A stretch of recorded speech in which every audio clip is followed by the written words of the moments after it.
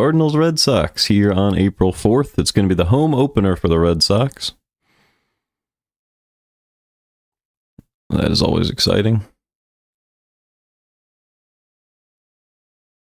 All set up. The Cardinals have the same lineup as opening day. Nootbaar in left, Contreras at first base, Donovan at second, Arenado at third, Burleson at DH. Herrera behind the plate, coming off a 3-home-run game. Jordan Walker, Victor Scott, and Mason Wynn. Let's make sure that we line this up like that. And here comes Nootbaar. First pitch from Buehler, outside 1-0. So the Red Sox season in Fenway is underway. Walker, Buehler on the mound, and Nootbaar takes ball one. Nootbaar having a fantastic season so far with a 1,200 OPS. The second pitch also outside, 2-0.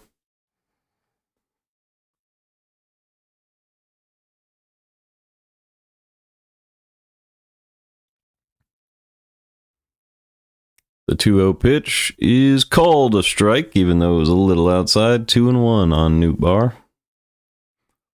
Looks like I should move this just a little bit.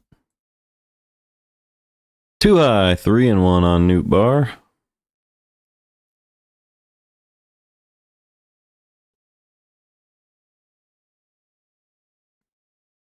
All right.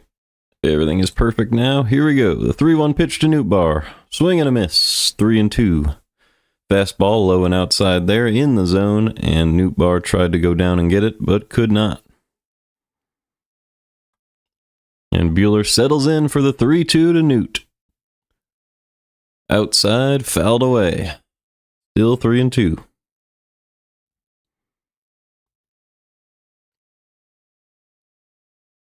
It was just opening day festivities, Zach. Nothing, no real delay there.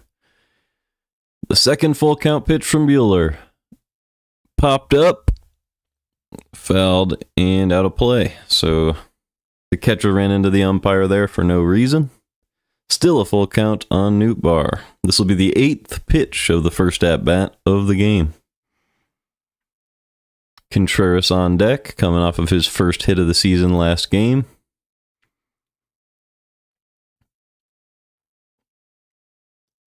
Buehler steps off. So his first... Oh, the catcher's going to come talk to him here before this 3-2 pitch.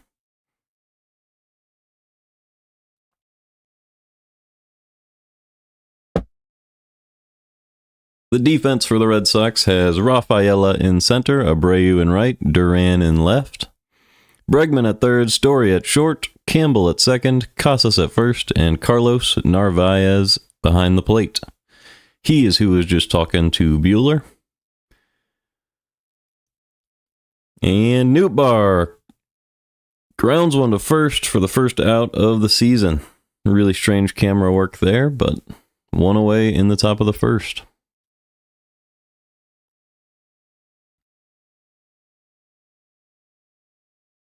So an 8-pitch at-bat, but it does not go Nootbaar's way, and there's one away here in the top of the first for Wilson Contreras.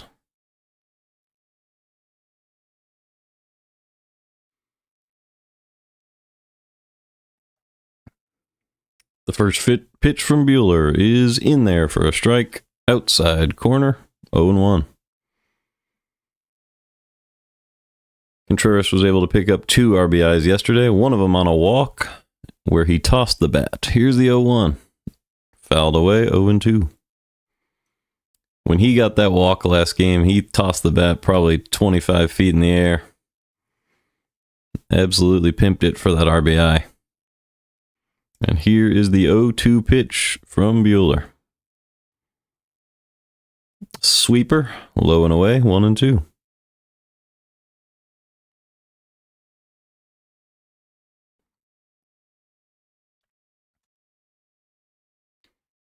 Contreras still trying to settle into his role at first base. He has played pretty good defense. Nothing too unorthodox over there. Here's the 1-2. Swing and a miss on the sweeper. So a strikeout for Contreras, and Buehler starts this game with 2 outs in a row as Donovan will come up to the plate here in the first.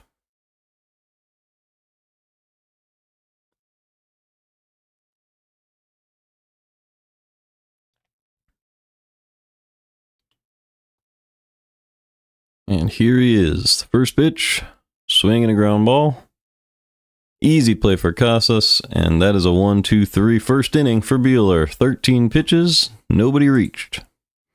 And we go to the bottom half of the first.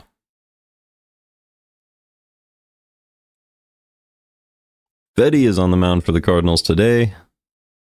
Red Sox lineup is, as you can see, Duran, Devers, Bregman, Casas, Story, Abreu, Campbell, Narvaez, and Rafaela.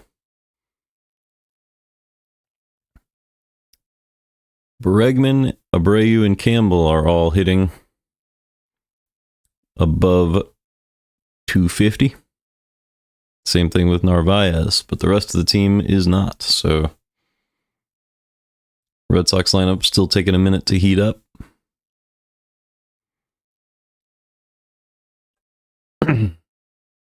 Let's pull up their stats from last season. Let's hope this is, yeah, okay, perfect.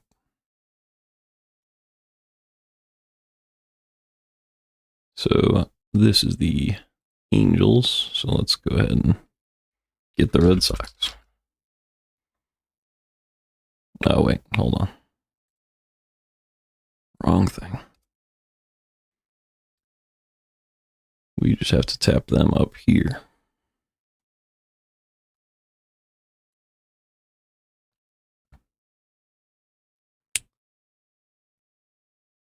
So there's the lineup and how they were all acquired and drafted.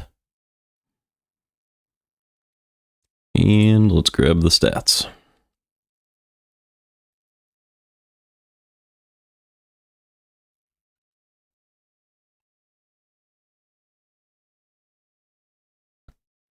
Obviously, Bregman is not going to be on this list, but I'm going to look at the 2024 numbers still because it's still so early in the year.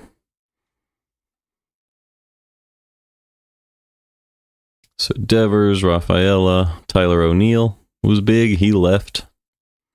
Duran was insane. 8.7 WAR.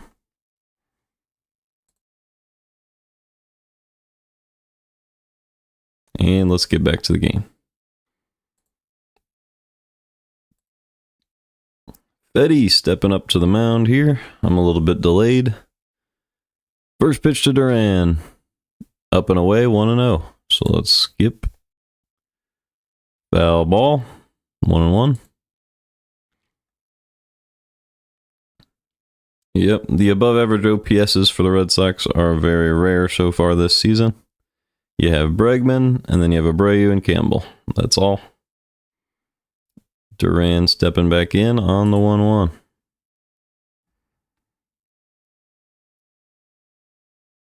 Fedde delivers. Smoked to center field for a base hit for Jarren Duran.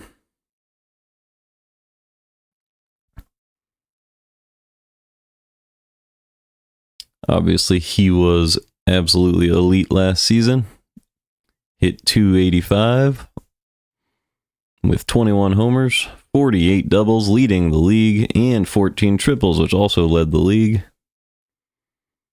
in order to rack up that 8.7 WAR. But now he's no longer playing center field, so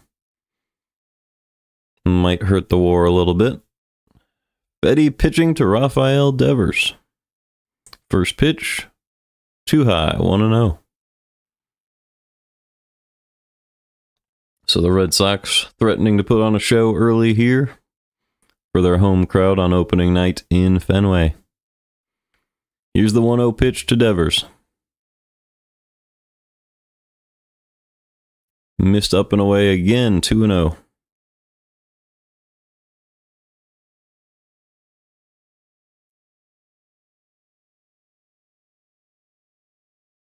So Fedde trying to find the zone here against Devers. Devers looking for a low and in. And there's a easy stolen base for Duran on a strike on a sweeper. So Fedde sneaks one in with a sweeper, but the Red Sox stole at the right time. No chance to get him with a sweeper thrown and an easy bag for Duran. So that's one way to rack up WAR. Steal bags. Here's the 2-1 pitch to Devers. Fouled away, 2-2. Last season, he stole 34. So Jarren Duran doing more of what he did last year. Getting started early with those stolen bases. Timeout by Devers, still 2-2.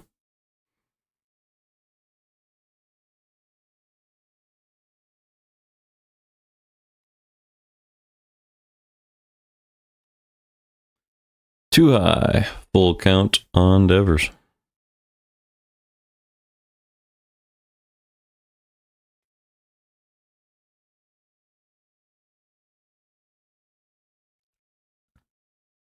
So, here's the full count pitch. Looked like it was in there for strike 3, but it was called low for ball 4, and now there are 2 on for the Red Sox for Alex Bregman. So here in this third base battle, a few of the best third basemen in the league. Devers just hit, and here comes Bregman. Arenado will be due up in the second inning for the Cardinals, so all of those guys are guys you would want at the hot corner. Here is the first pitch to Bregman. Sweeper. Dropped it in there for strike 1.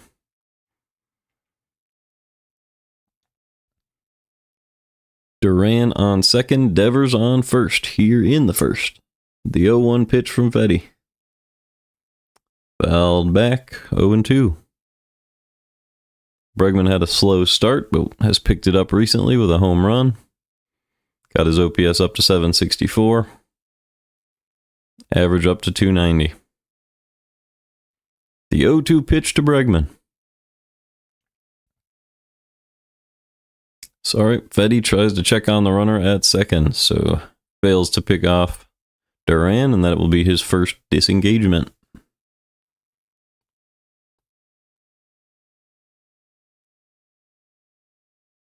Bregman. Oh, here's the 0-2 pitch to Bregman. Missed outside, 1-2. Bregman had the highest OPS of any player at a ballpark. Minimum 80 at-bats in the entire league in Fenway, and that's why he probably decided to sign here. To improve his own numbers. Here's the 1-2. Missed outside, 2-2. So this is his first opportunity to take advantage of that as a Red Sox.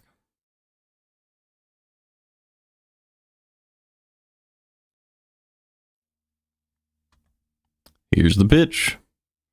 Pulled down the third baseline. Fair. Gets past Arenado.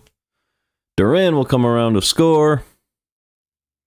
And they will hold Devers at third. So a double to start off his Fenway career.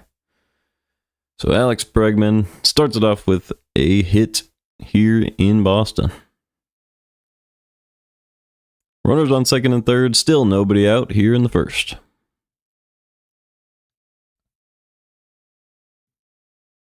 Arenado was almost able to get over to that, but it was just hit too high and too hard.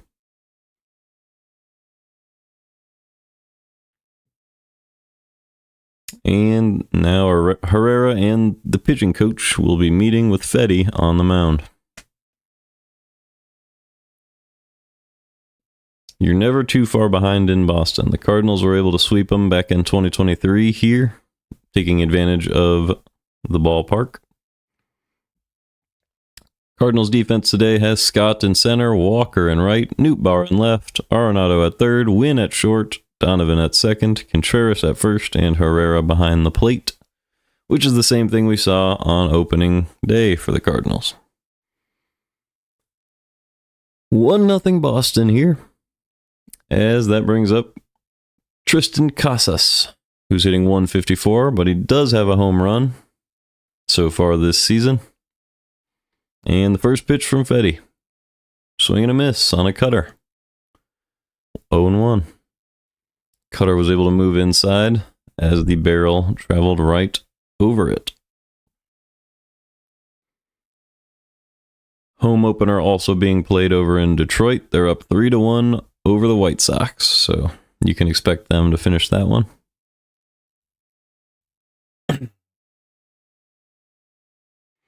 All right. Here's the 0-1 pitch to Casas. Popped up. Pretty easy play at short. Mason Wynn makes the catch.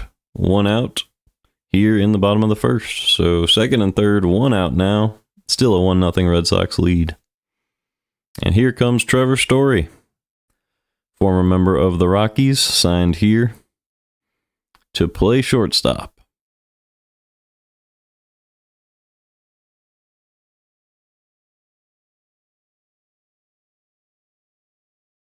Hitting .217 so far this season with just under a 600 OPS. And here's the first pitch. Misses down and away, 1-0. So Fedde kind of struggling to get ahead of hitters early. It's costed him 1 run, but hopefully he can limit it to just that. Here is the 1-0 pitch from Fedde. Right in there for strike 1, fouled away. 1-1.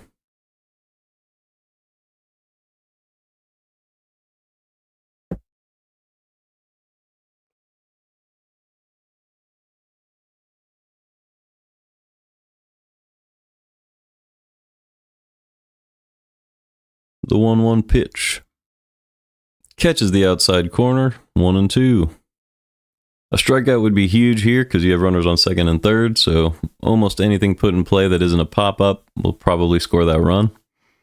So you really hope you can get the strikeout and prevent anything from being put in play. Story went ahead and called timeout. Stepped out for a second, and he digs back in now. The 1-2 pitch to Story. Popped foul, still 1-2.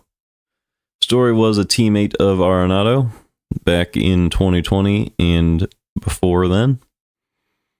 Back before both of them made their way over to the Cardinals.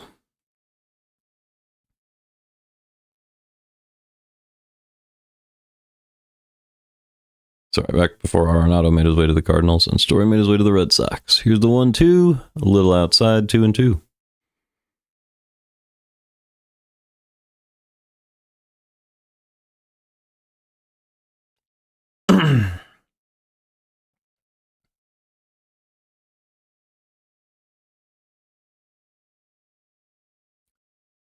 The 2-2 pitch to Story. Pulled to left field, he pimps it, and it is up into the monster for a 3-run homer. And that will put the Red Sox up 4-0 on their home opener. So Trevor Story glides around the bases very quickly. Second home run of the season. 364 feet. Just popped it up into the monster. Got all of that one on Fedde. Just hung a sweeper right over the middle of the plate. And Story tossed his bat immediately after he hit it, knowing he had just given the Red Sox a 4-0 lead. It's a tough place to pitch here, Fenway Park. And here's the pitch, and it is crushed to to right field by Abreu, and it's another home run for the Red Sox. It is now 5-0 in the first. Wilyer Abreu here in right field continues his hot start to the season with his 3rd home run. 5-0 Red Sox. He is hitting .500 on the year with 3 home runs already.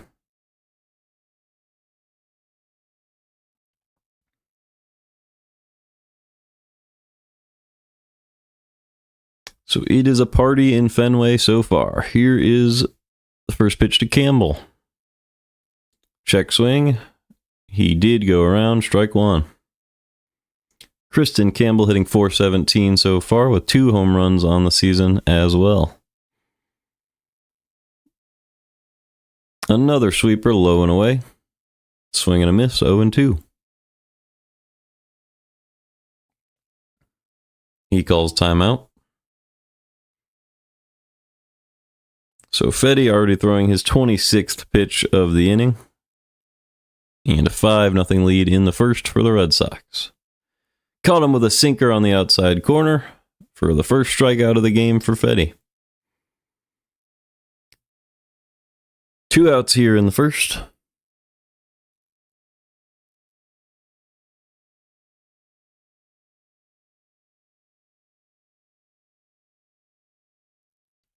Definitely not what you want to see if you are a Cardinals fan here at the beginning of this one.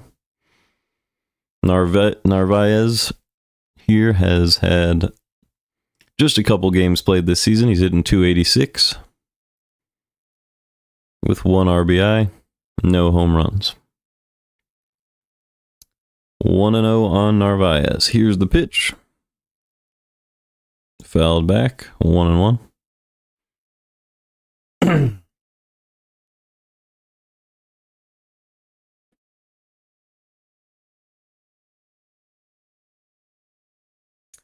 Pitch from Fedde to Narvaez is low, 2-1. So the Cardinals will have a lot to battle back in this one. 5 runs to earn back already, as Fedde misses outside. 3-1 on Narvaez. In a game like this, you really want to start eating up innings if you're Fedde, so you really hope you can find the strike zone, as he does there. 3-2.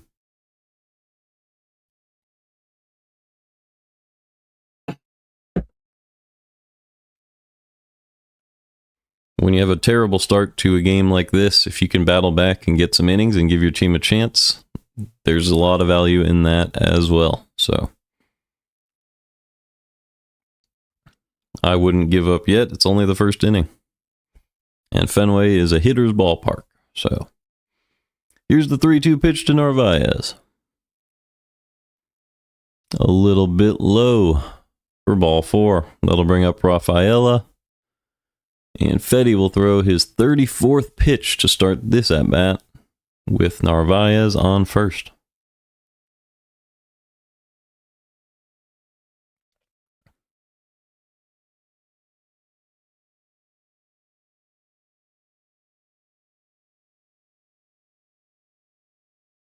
Fedde to Rafaela, the first pitch, ground ball. Arenado cuts it off and makes the play for out number 3. So 34 pitches, 5 runs for the Red Sox here in the first. So their opening day has gone swimmingly so far.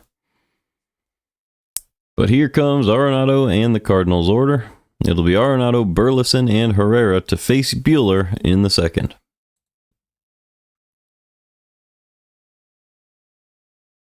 So I will find some Buehler stats here.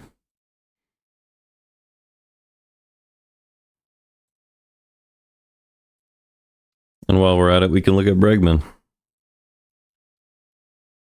So Alex Bregman,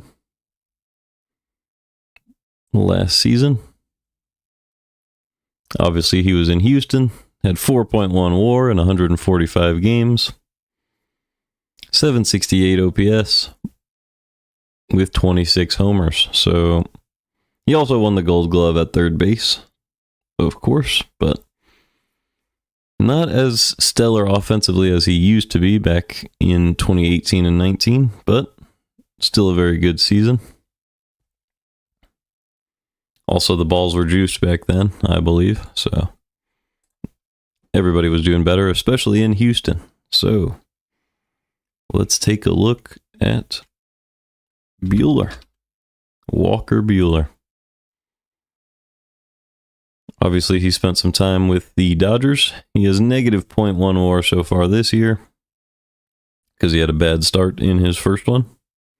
4 1/3, 4 earned runs. With the Dodgers last year, he was also not great. Negative 1.2 WAR with a 5.38 ERA, but he was excellent in the playoffs, finishing it with 13 scoreless innings in a row. So that's who the Cardinals face off against here in this one. At least at the beginning of this one.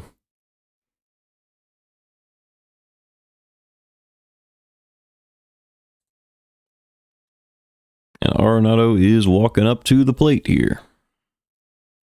Hitting .391 on the season. 1.109 OPS and 1 home run. Arenado has the 3rd most pulled home runs since 2021, which will play well in Fenway, as it did in 2023. Here's the pitch. A little high, but called strike 1. Caught the inside top corner. In Fenway Park in his career, he's played 13 games with 6 home runs, a .333 average, so very solid. Ground ball, easy play for Buehler, and one away here in the top of the second.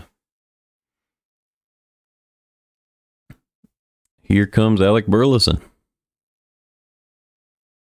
When you're down by a number like this, you would like to just get a base runner and set up a guy like Herrera to pull one over the monster and get yourself back into it. First pitch from Buehler to Burleson. Outside, 1-0.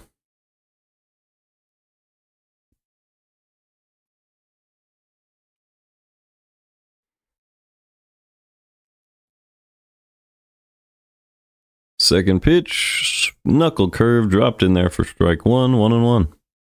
So far, Burleson is hitting .235 with a .610 OPS. The 1-1. Pulled, nope. Dropped the barrel on it to the opposite way for a base hit for Burleson. So the Cardinals get an early base runner here in the second, and that'll bring up Ivan Herrera, who hit 3 home runs 2 days ago in his last game for the Cardinals' last game. And he used Brendan Donovan's bat for the first time in that one. So you can expect him to try that again today. He is using Donovan's bat. And here is the first pitch to Herrera. Swing and a miss on a sweeper.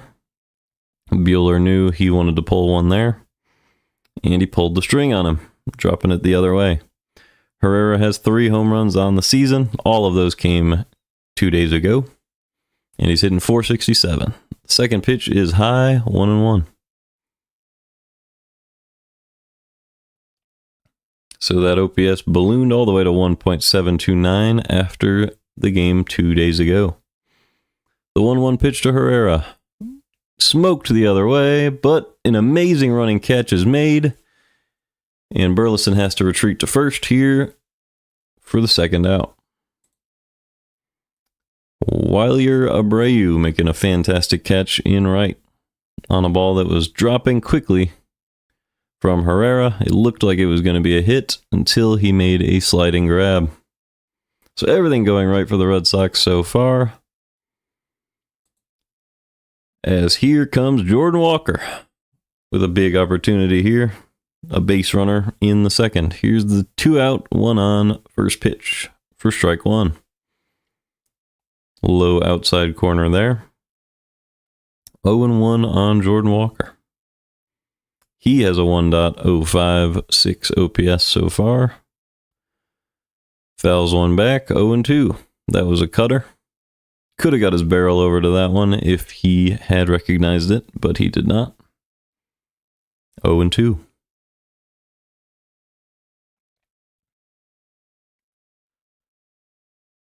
Timeout by Walker, making sure that Walker Buehler doesn't pitch too quickly and gives him a fair shot here. So 2 outs, 0-2 count here.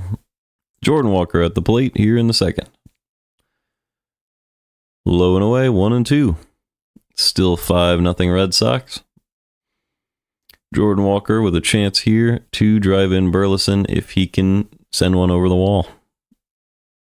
Give the Cardinals a chance to come back. 1-2.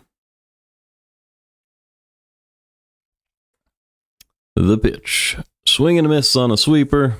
Tried to pull it, but it was outside the zone. And he swung right over it. So Buehler is through 2. And it is 5-0 Red Sox going to the bottom of the second. It will be the top of the order once again with Duran leading off.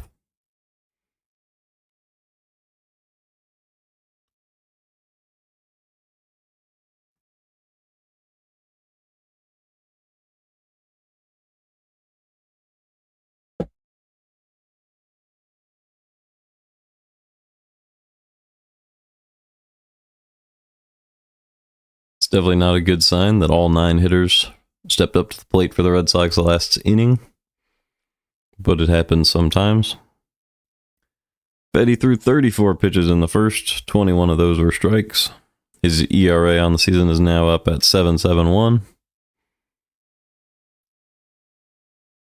And Duran will look to get another hit in the second.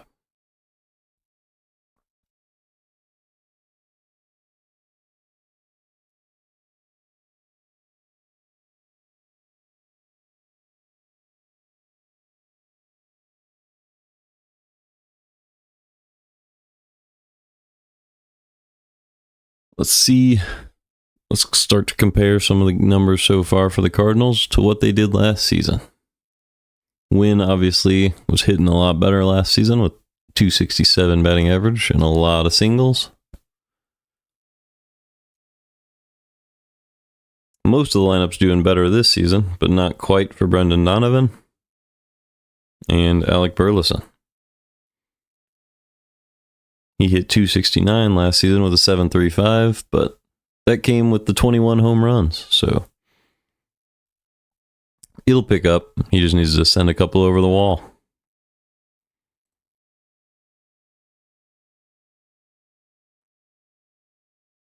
Obviously, Dylan Carlson and Carpenter and Brandon Crawford are no longer part of the team, along with Goldschmidt.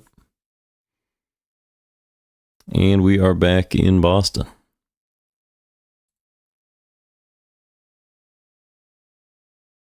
Fedde delivers to Duran. Strike one. Missed inside on the 0-1, 1-1. And Duran sends one deep to center, and it is caught by Scott at the wall on the 1-1 pitch. So there's one away here in the bottom of the second. A fantastic catch by Scott. It was a high, deep drive to center, but not quite deep enough. And Scott timed it up perfectly there. Didn't really need to. He thought he was going to have to go up and rob it, but had to just make an adjustment at the track. One out here in the second. Devers swings over a sweeper. 0-1.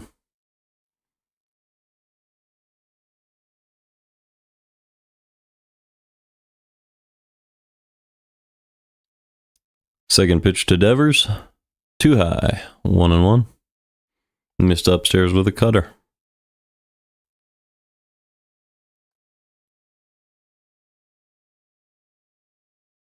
The 1-1 pitch is outside, 2-1. Devers so far is hitting 111 with just 2 RBIs, but he did have a walk in the first and was able to come around and score. The 2-1 pitch to Devers. Low and in, 3-1. He started the season 0 for 18, I believe. People were saying because he's not playing third base, he's in his head a little bit, but he looks pretty good today. Here's the 3-1 pitch from Fedde. Outside for ball 4, and that's the second walk of the game for Rafael Devers. It'll bring up his third base companion, Alex Bregman.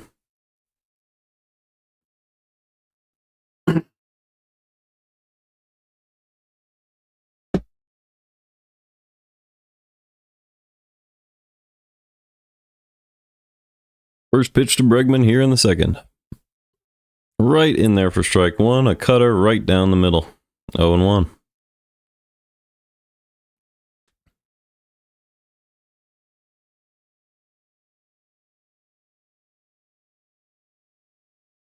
Second pitch from Fedde to Bregman.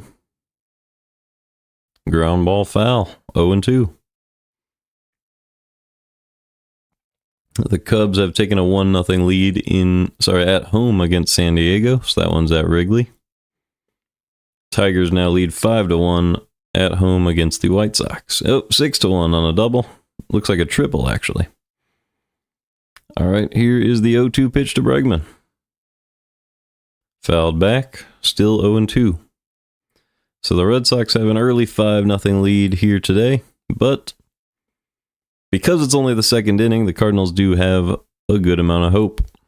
The Cardinals have had 10 hits in all of their first 6 games and look to do the same thing here today. Here's the 0-2. Low and out. 1-2. Cardinals are the first team since 2015 to have 10 hits in their first 6 games. So, very, very impressive start. But the Red Sox lead this one 5-0. Here's the 1-2. Popped up. a play that Walker can make in right field, and he does. So 2 outs here in the second, as Casas will step up to the plate for the Red Sox.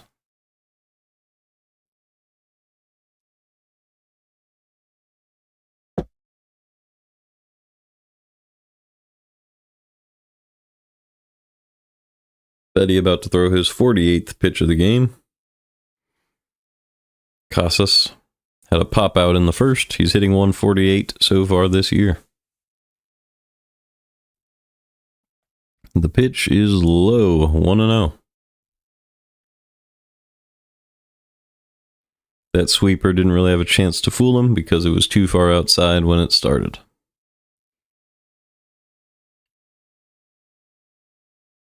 The 1-0 pitch from Fedde to Casas. Popped up once again. This one's on the infield, and Donovan makes the call and the catch. And that is another inning in the books for Fedde. He's thrown 48 pitches this game, giving up those 5 runs in the first, but gets through a clean second with just the 1 walk allowed. Due up next inning for the Cardinals, we have Scott, Wynn, and Nootbaar. So Victor Scott will get his first at-bat in Fenway this season. He has a 907 OPS because of that 1 big home run. And a few good hits here, hitting 348 on the year, followed by Mason Wynn and Nootbaar at the top of the order. So good chance for the Cardinals to get back into it.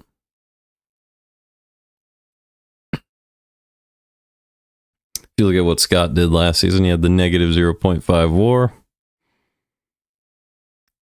5 stolen bases, but he hit 179, and this season he's doing much better so far, and he's carrying it over from a solid spring, so you know it's consistent. Mason Wynn, on the other hand, obviously had a great year last year with about 5 WAR, and is looking to improve that this season. Get back to that type of play very soon.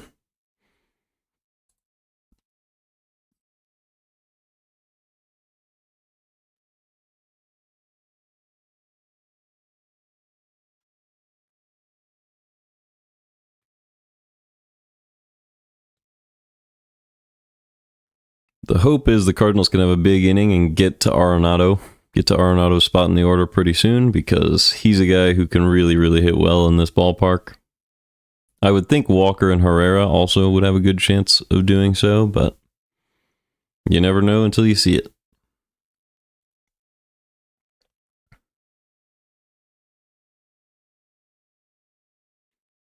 All right. Victor Scott steps in, and Buehler delivers the first pitch. Outside again, 1-0. So Buehler, when he starts to warm up for an inning, seems like he misses outside a lot, and then he starts to pull it in as the inning goes on. 1-0 to Scott. Second pitch. Looks like it was outside, but it is called a strike. 1-1. This ump has been a little inconsistent so far, but nothing too big to complain about so far. Here's the 1-1 pitch to Scott. Dropped in there for a foul ball. Scott was able to go down and pull that one foul. 1-2.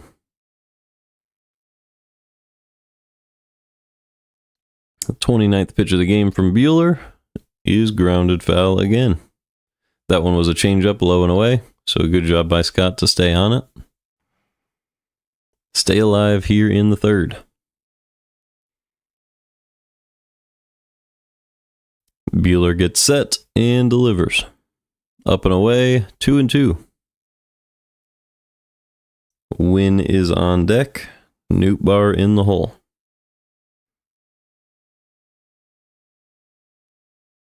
The 2-2 from Buehler.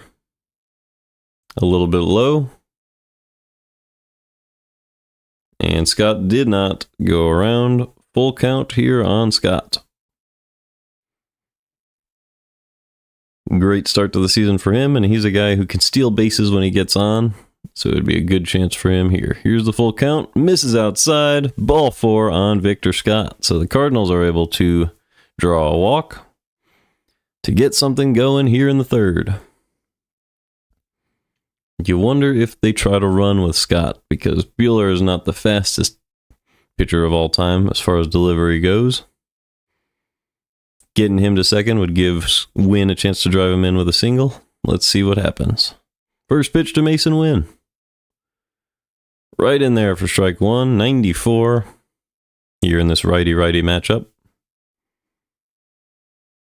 Mason Wynn obviously has not produced too much at the plate so far this year. Hitting .091. Here is the pitch. He did have 2 hits 2 days ago. He had a bunt single and a swinging single. 1-1 on Mason Wynn. Smokes to left field. Drops it in for a base hit, and there's one of those singles we've been waiting for. A nice hit from Mason Wynn. Not trying to do too much. Puts the barrel out there. Cuts it out to left field for a base hit. And that'll bring up Lars Nootbaar with 2 base runners here against Walker Buehler.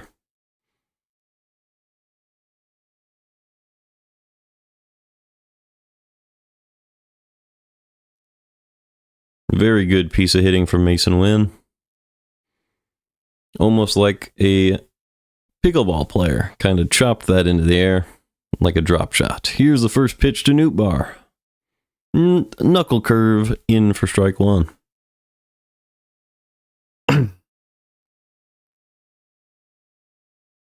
Nootbaar hitting .400 on the year. He has been excellent with a lot of walks. The first pitch to Nootbaar. Up and in for strike 2.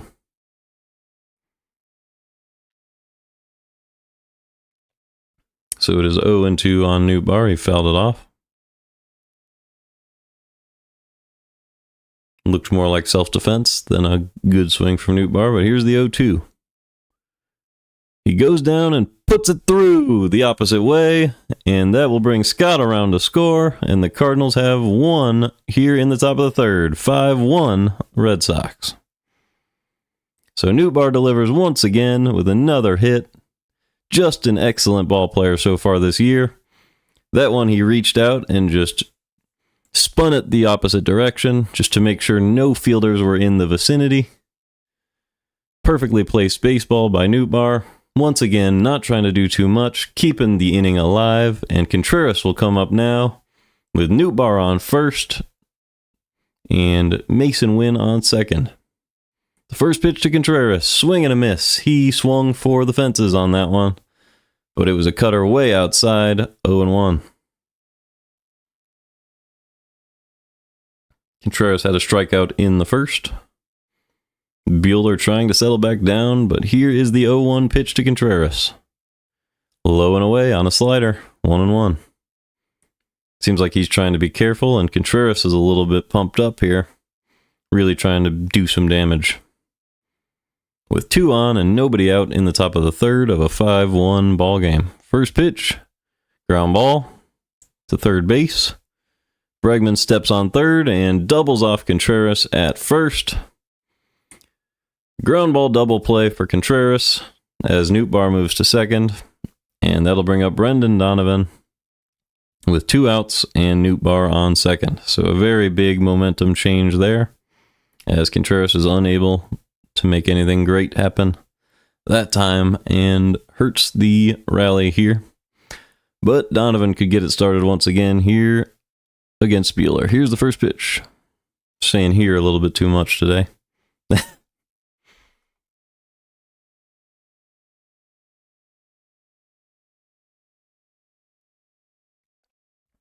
Buehler settles in. It's 0-1 on Donovan. Misses inside with a knuckle curve. 1-1. That one got away from the catcher, but Nootbaar could not advance. So it is still Nootbaar on second. 2 outs. 1-1 to Donovan.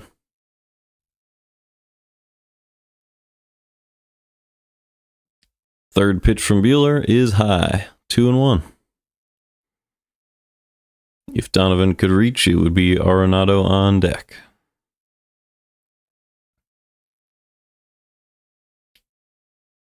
The 2-1 pitch from Buehler to Donovan.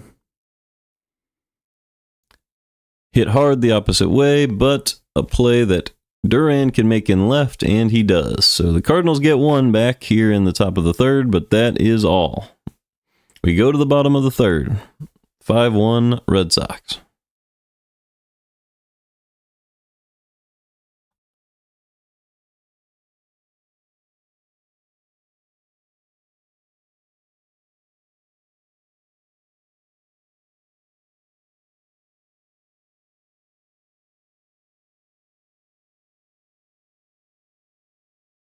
Padres were able to put up one in Chicago.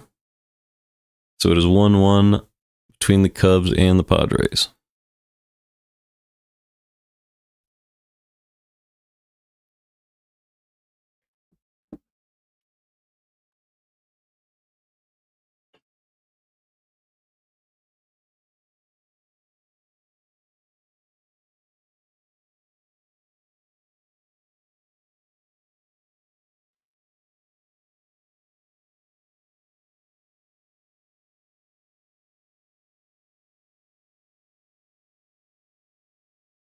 That had the makings of a huge inning for the Cardinals, but Contreras just was unable to stay on that cutter and chopped it to third base. A little bit too hard hit to prevent a double play, and it stalled the momentum the Cardinals built to start the inning.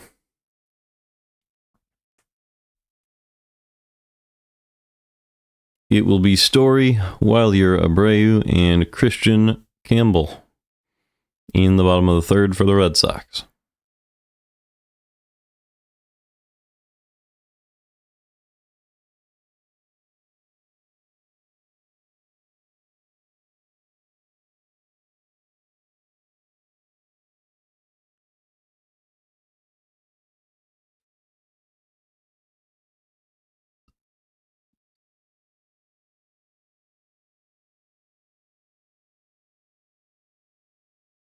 First pitch to Story is outside, 1-0.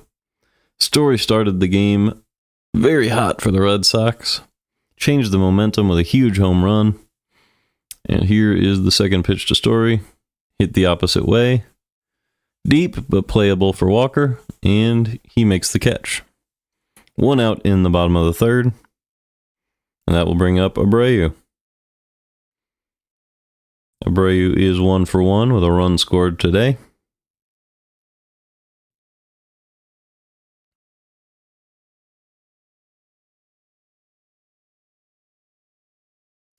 He was able to go back-to-back with a home run following Story's home run in the first.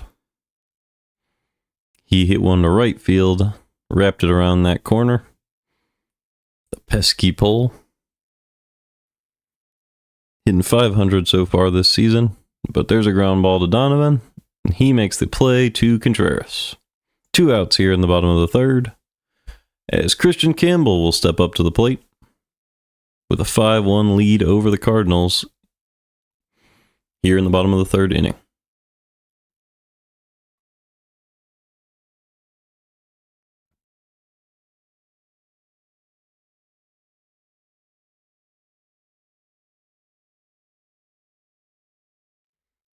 Fedde delivers outside 1-0.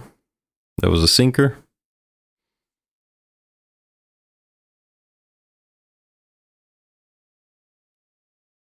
Second pitch is outside once again, 2-0. So Fedde looking to find the strike zone here. 55 pitches thrown, 31 for strikes, so not too awful, but not a whole lot of strikes. And now he falls behind 3-0 to Campbell. Could not find the zone with a sweeper there. And I imagine Campbell won't be swinging on this one. First pitch in there for a strike, 3-1. Definitely not the first pitch of the at-bat, but it was the first one where it looked like Fedde was going to throw a strike, and it was. So here's the 3-1 pitch to Campbell. low and away with the cutter. Easy walk for Campbell, and that'll bring up Omar Narvaez with 1 on and 2 outs in the third. Sorry, Carlos Narvaez. Wrong one.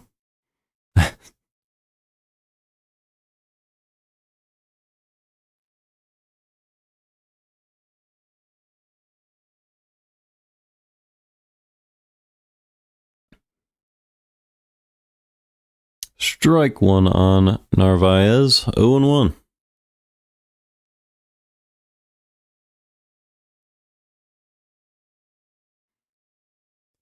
Narvaez had a walk in the first. Second pitch to him is not delivered as Fedde tries to check on Campbell at first.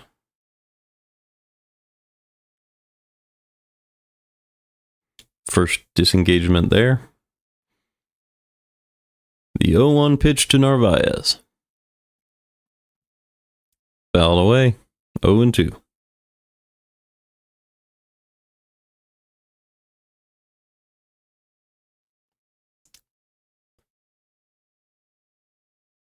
I really like the disengagement rule. I think speeds up the game, and really the most boring part of the game if you're an opposing team's fan is when they just keep throwing it over to first. So definitely helped with that. Here's the 0-2 pitch to Narvaez. Missed outside, and Campbell is able to steal second base, so Fedde was right to try to check on him, but unable to prevent that one. He went at the perfect time and got a great jump. Herrera almost was able to make a play there, but missed a little short with the throw. He swiped second base without much of a contest. The 1-2 pitch, timeout Herrera. So that's the first timeout there by Fedde. I guess the first disengage. Is it the second? How does it work if the guy already steals second base? I don't even know. But here's the 1-2 pitch to Narvaez. Right in there for strike 3.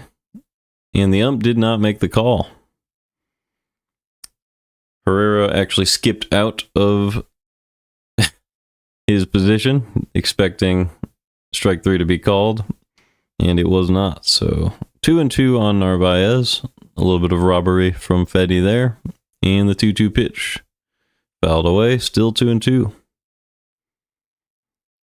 So this inning likely should be over, but the ump was unwilling to ring up Narvaez, so Fedde has to throw a few extra pitches in the third.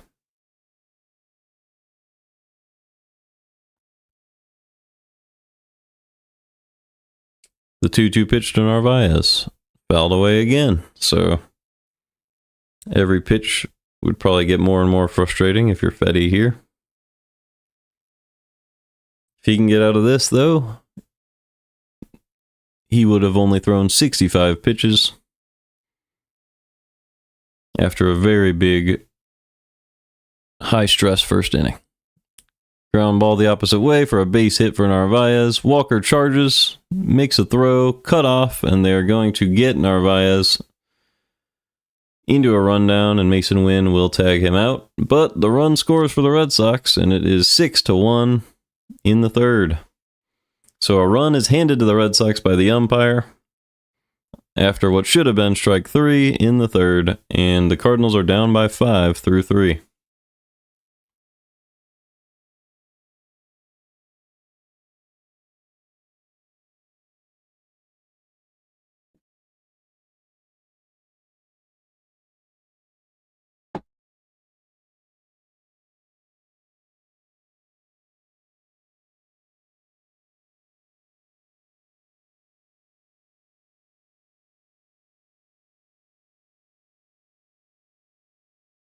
This umpire scorecard will be interesting.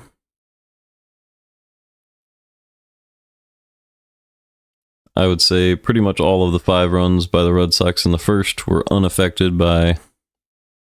Well, there was one missed strike 3 that gave them a run for free pretty much, but...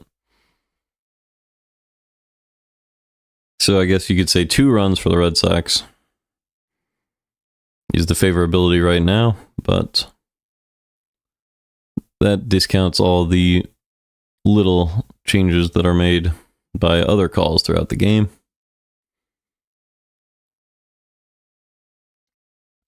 So I'm sure it's not quite that extreme yet, at least. Due up for the Cardinals will be Arenado, Burleson, and Herrera in the fourth.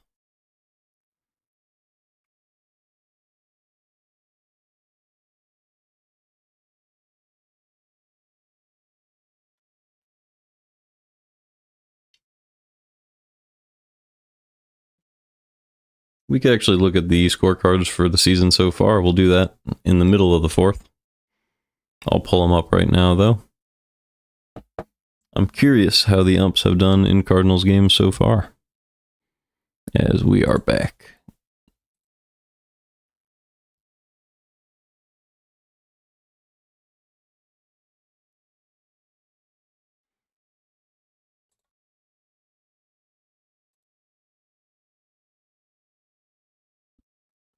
All right, Arenado grabs his bat, steps up to the plate, and digs in.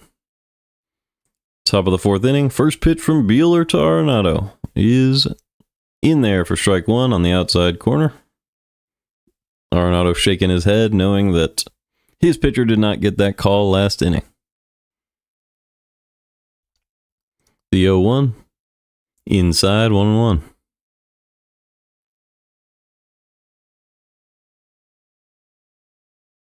Arenado has a 1.066 OPS on the year. And the second pitch to him is pulled to left field, up toward the monster, and off the wall. He's gunning to second base, and he's in there with a double to start the fourth. So a great job by Arenado, taking advantage of the field, popping one to left field right off the monster, just as you should do in Boston. It was very well played by Duran off of the monster, but he was unable to get Arenado today. First pitch to Burleson. Pulled foul. 0-1 on Burleson. Nobody out. Arenado on second.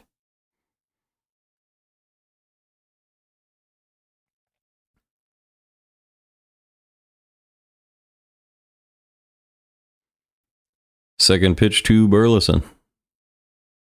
Up and away, 1-1. So the Cardinals threatening to start something once again here in the fourth. Burleson at the plate. Buehler just threw his 50th pitch of the game in the fourth inning with nobody out. The 1-1. Pulled foul by Burleson again. That one was a knuckle curve at the bottom of the zone. Burleson is hitting .421 with a home run and 3 RBIs against the Red Sox in his career. Few of those games were probably played in 2023 here in Fenway. The 1-2 pitch to Burleson. Pulled for a base hit through the right side.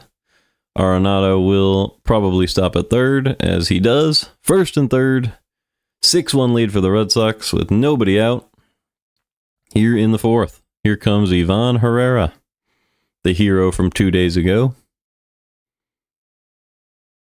Bregman and Arenado are getting a chance to chat at third base,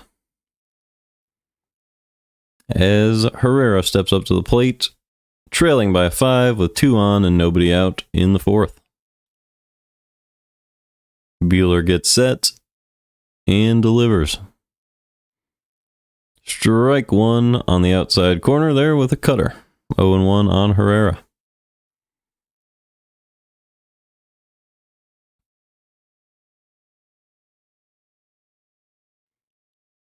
Second pitch to Herrera, low and away, 1-1. So the Cardinals are showing more of that fight that they have shown all season so far. It's a deep lineup, and they're going to need to protect their pitching.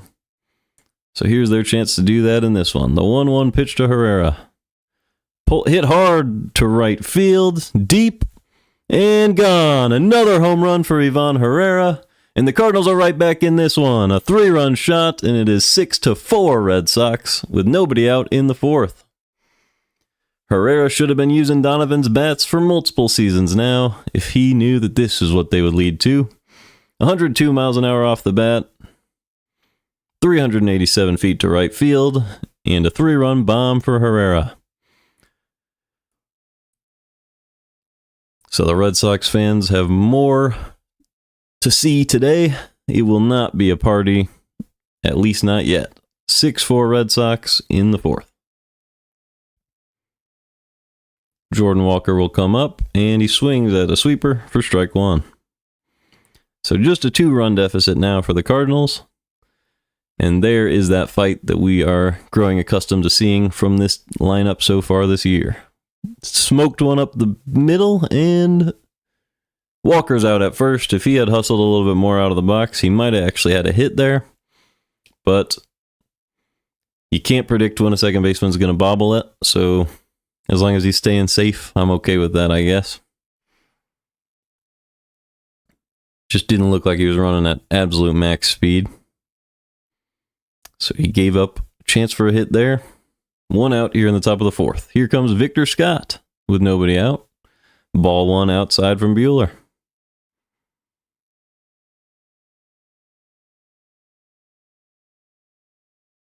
So Cardinals are right back in it in the 4th. The 1-0 pitch. Ground ball to the right side. Casas makes the play. Flips it to Buehler.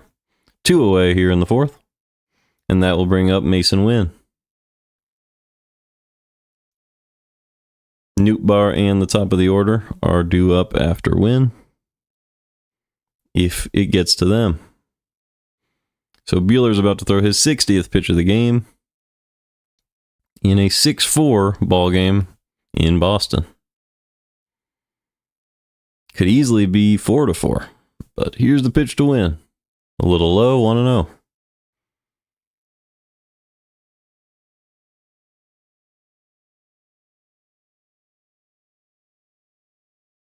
Second pitch to Wynn is another one missing low. Sweeper. Buehler frustrated with himself there. 2-0.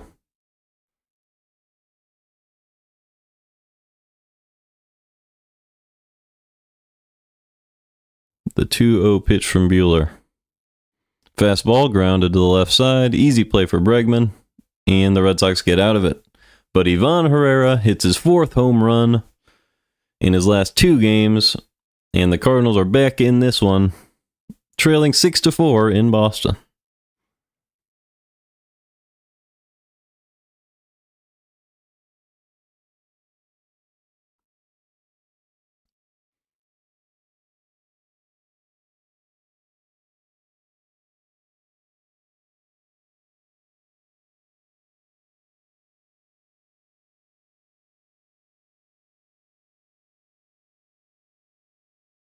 All right, let's take a look at some ump scorecards from our games so far this year.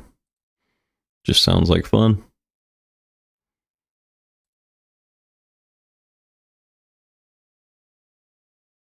If I just click on games, is that going to work? Let's just click on the home. Recent games. Can we filter by team? Yes, we can. I imagine it's going to be a little favorable for us in a couple of these. So far this season, how do you see the favorable? Do I just click on it?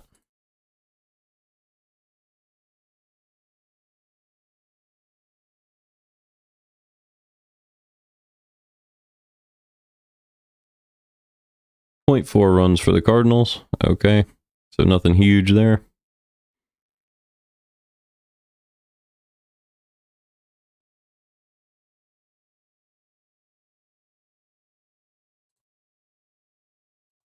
This is just an interesting thing to look at while we're in a commercial. So if I just click here, it'll give me the game. Yep. 0.05 runs for the Cardinals in that second one. It sucks that I have to filter it each time.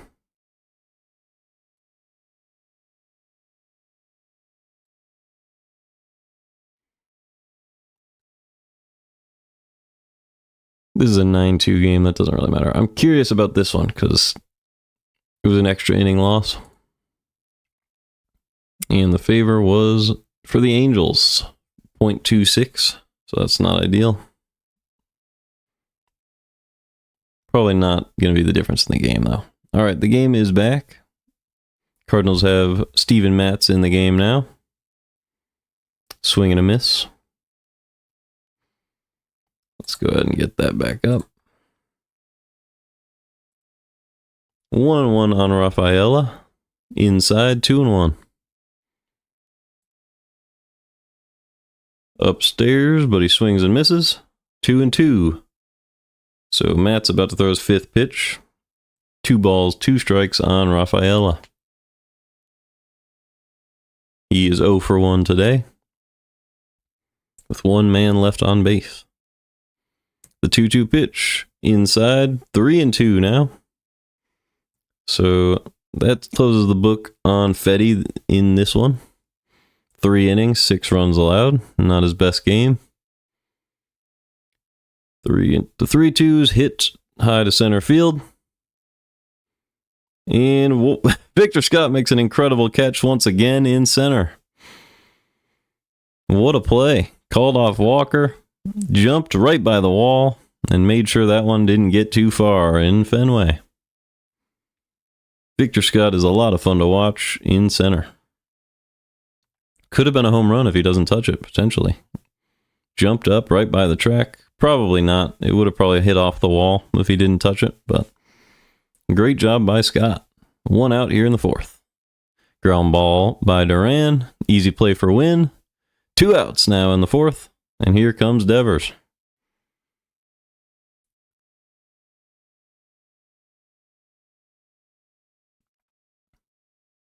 Victor Scott spent a couple minutes in Fenway signing the wall, being yet another player to play his first game in this ballpark. As Matz pitches to Devers, who has walked twice today.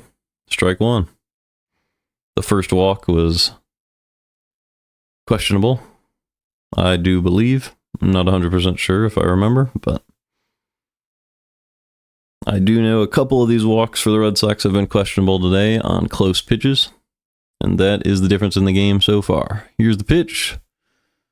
Fouled out of the glove of Herrera, 0-2.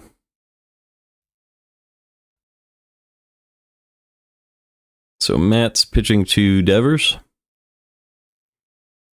Potentially the first at-bat of the game for him. He's only had 2 walks in 2 plate appearances. The 0-2. A little bit high, 1-2.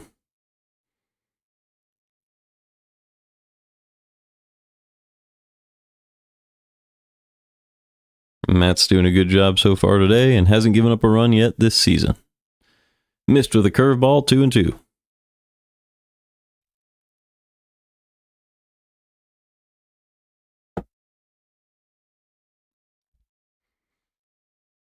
Fenway Park has the rare feature of the left field wall, the monster, that a person has to manually update from behind it and watch the game from back there.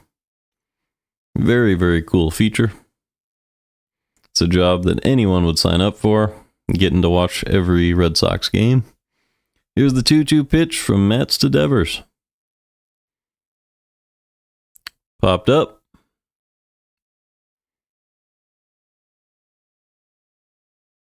And out of play, 2-2 still. Camera operators did not know where that ball was. They cut to the infield. Here's the 2-2 pitch to Devers. Ground ball to the left side. Arenado makes the play, and that's a 1-2-3 inning for Matz. So a great job by Matz. Cardinals are back in it, and they head to the top of the order in the top of the 5th. Down 4-6 in Fenway. It will be Nootbaar, Contreras, and Donovan. Buehler has thrown 62 pitches in this one,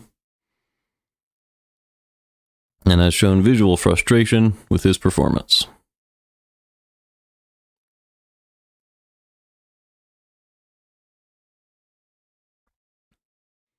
In New York, the Mets lead the Blue Jays 2-0. That one is free today on MLB TV, so you can watch that one yourself if you just have an MLB account and click watch.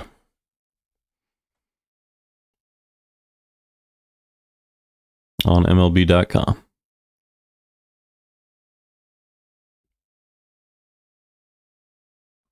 Let's see if we can check out a couple more of these scorecards.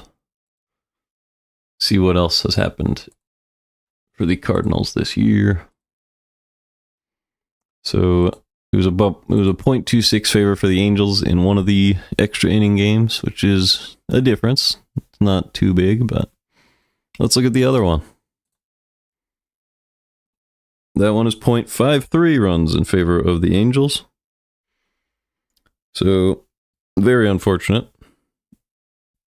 Still don't feel like we got robbed in either of those games. We had our opportunities. I feel like this game has been more poorly timed on the unfortunate calls, but you live and you keep playing. I'll take a look at this most recent game as well. They say the Cardinals were favored about 1 run against the Angels in Game 3. That's fair.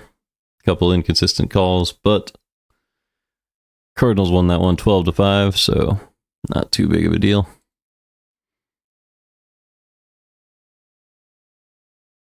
And here are the 2024 numbers once again. All right, we're back. And Buehler drops in strike 1 on Nootbaar.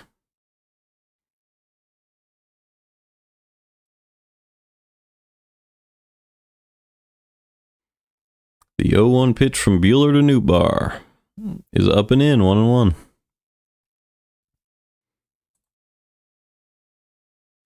Nootbaar calls time. Nope. Stepped right back in. And Buehler missed outside with a changeup, 2-1.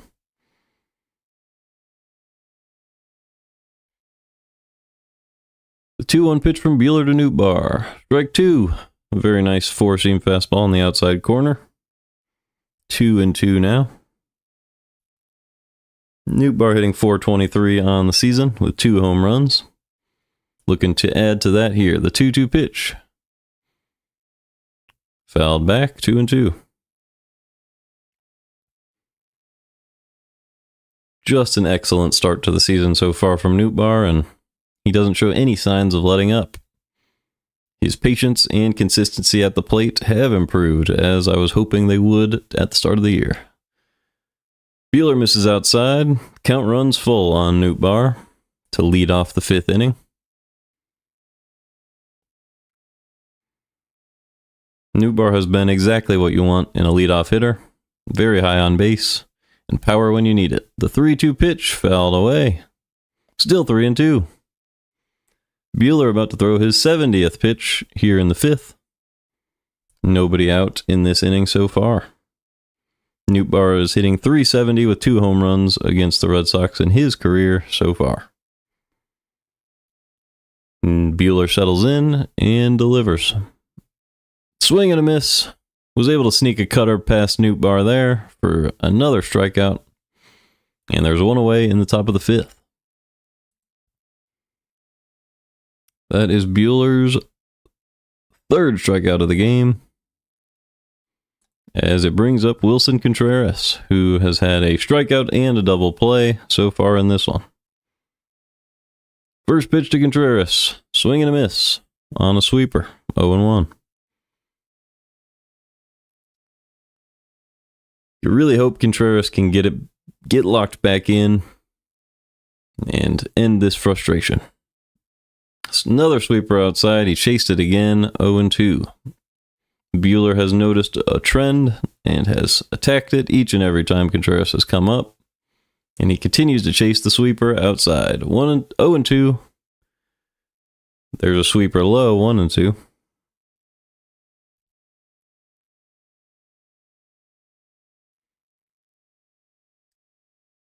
On deck is Donovan.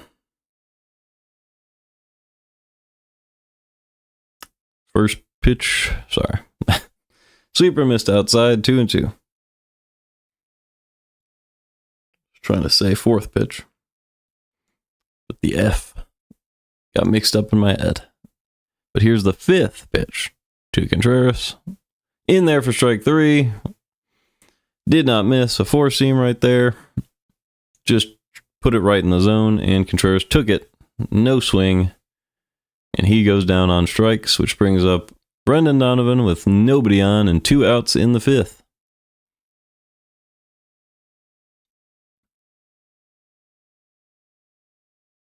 Brendan Donovan takes ball 1 up above the zone.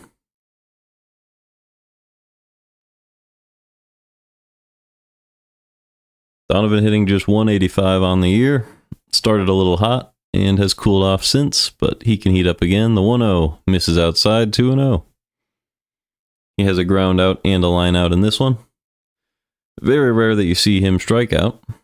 And he is ahead 2-0 in the count this plate appearance. 2 outs, nobody on. The 2-0 pitch to Donovan. Outside, 3-0. On deck is Alec Burleson, who is 2 for 2 today, hitting .316 so far this season. The 3-0 pitch to Donovan. In there for strike 1, just barely caught the outside corner.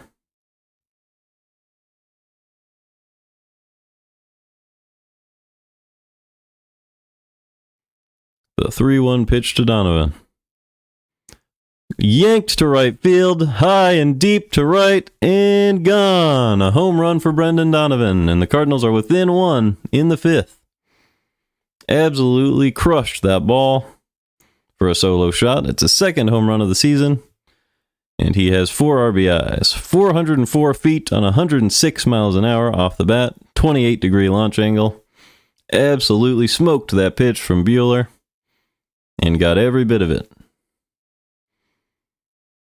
Just a fastball right down the middle.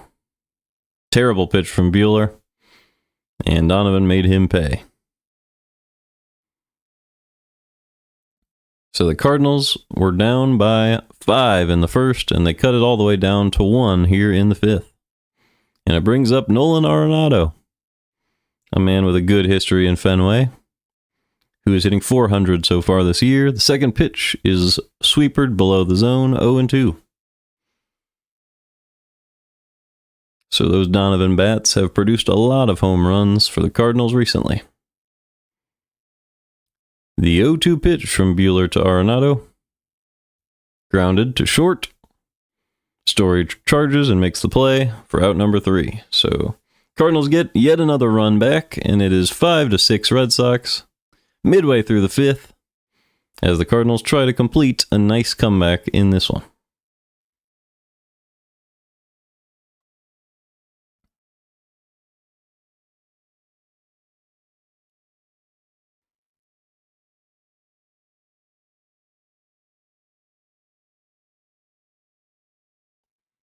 Due up for the Red Sox will be Bregman, Casas, and Story.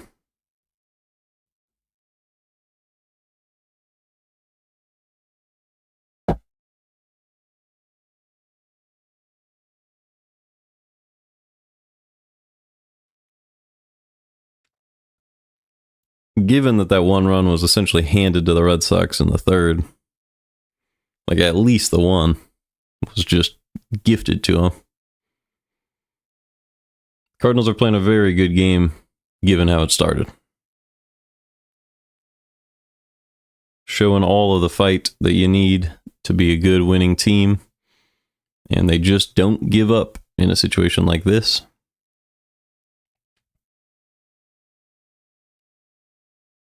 Bregman has been excellent so far this year. 303, 809 with a homer.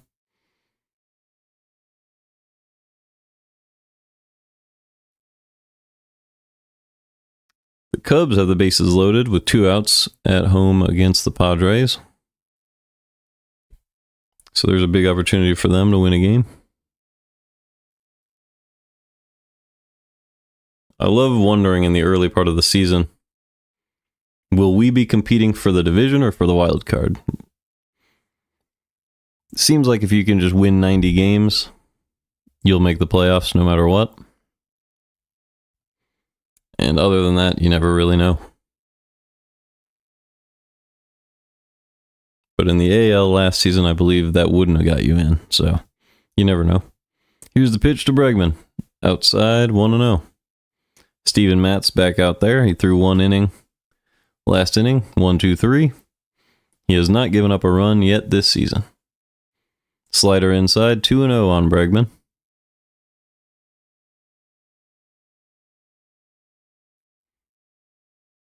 Matz gets set and delivers. A little high, 3-0 now.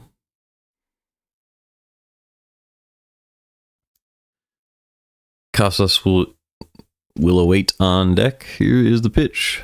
3-1 now, right down the middle there. That was a sinker, and he hit his spot perfectly.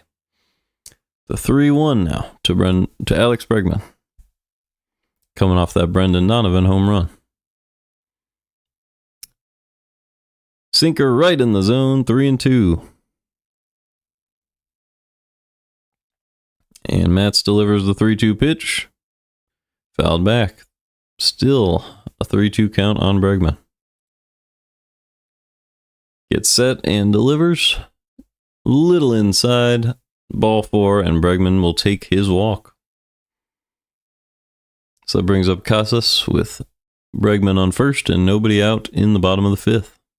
6-5 lead for the Red Sox, as Matz tries to fill the long relief role in this one.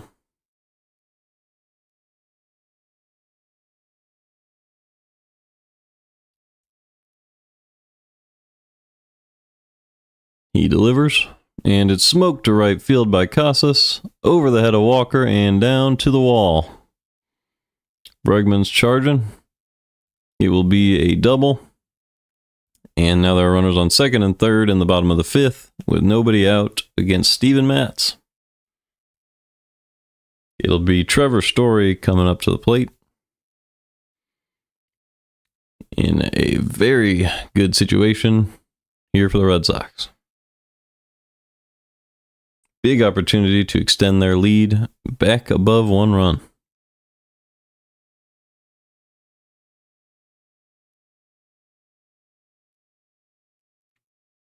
Trevor Story had a big 3-run home run in the first in this exact situation, with 2 on and 1 out.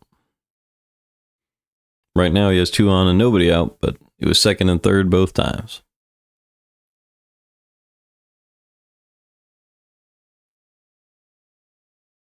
One 1-0 pitch from Matz to Story.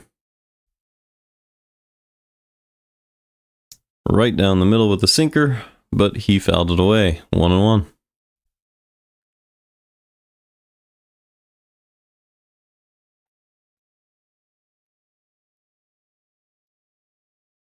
Story is 6 for 16 in his career versus Matz. And here's the 1-1. Fouled back. 1-2. That is a .375 average with 1 home run, 5 RBIs.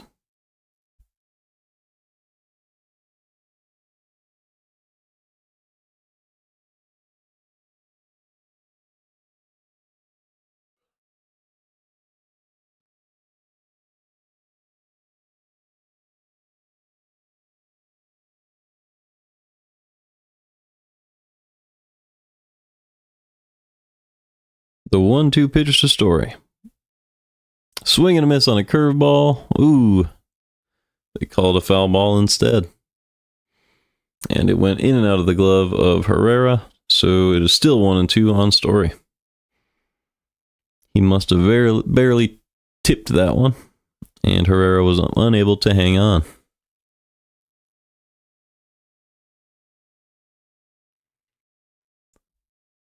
The 1-2 pitch to Story. A little upstairs, 2-2.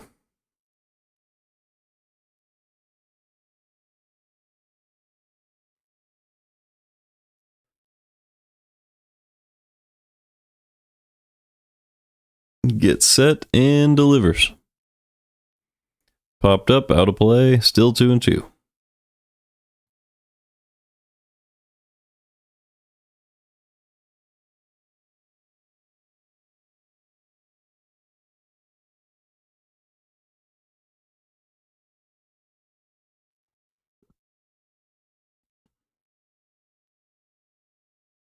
The 2-2 pitch, swing and a miss on a curveball, swung right over it, came in on the hands, and that is the first strikeout for Steven Matz.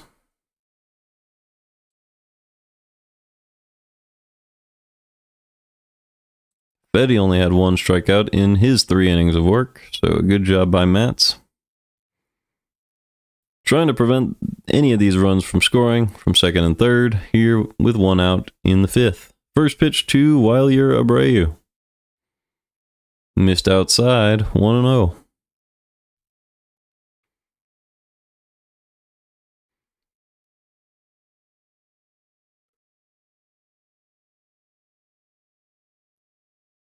The 1-0 pitch. In there for strike 1, 1-1. Cardinals have 5 runs on 7 hits. The Red Sox have 6 runs on 6 hits. And Wilyer Abreu is hitting .474 with a 1.6 OPS this season. So an excellent season so far. The 1-1 pitch hit the opposite way for a base hit. 1 run will score. Casas will stop at third. And it is 7-5 Red Sox in the 5th. So Abreu does not slow down. He brings his average up probably to 500 on the season. Just an excellent season for him so far, and it is 500 with a 1.68 OPS now.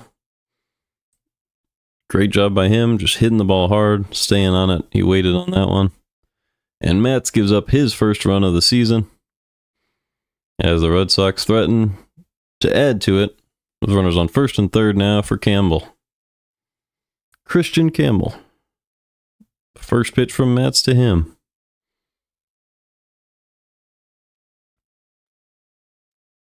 Is popped up to right field. Walker comes in and makes the catch and throws it to the plate, but he gives up a run, so I would not have recommended catching that ball. It is a sac fly to right, and the Red Sox now lead 8-5. Walker made the catch in right field and is now trying to make an argument that a fan prevented him from getting back up.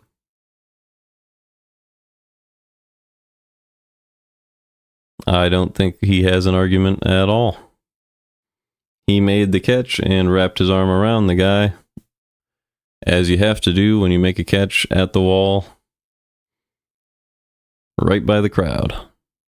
I don't understand why he caught that ball. The refs are having a discussion. Sorry, the umps are having a discussion there.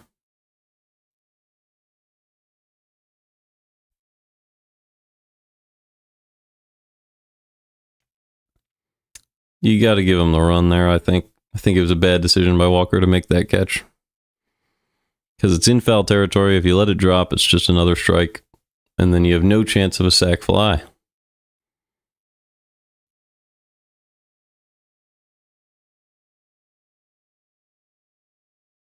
The fan was leaning over the railing, so maybe Walker has an argument on that ground.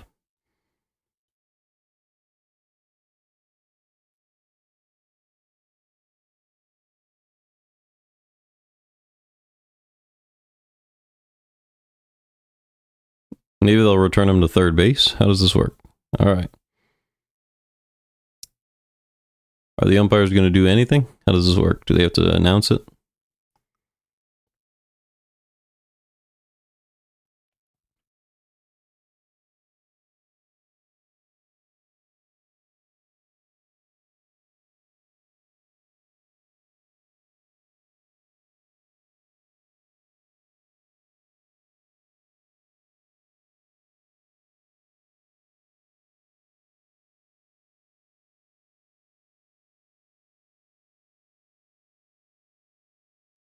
The run looks like it's going to count.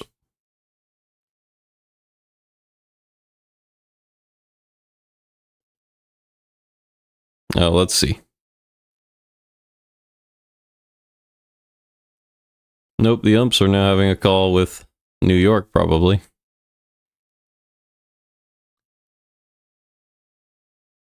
Oh my goodness. This is a very controversial play, as Cora is out to chat with the umps now.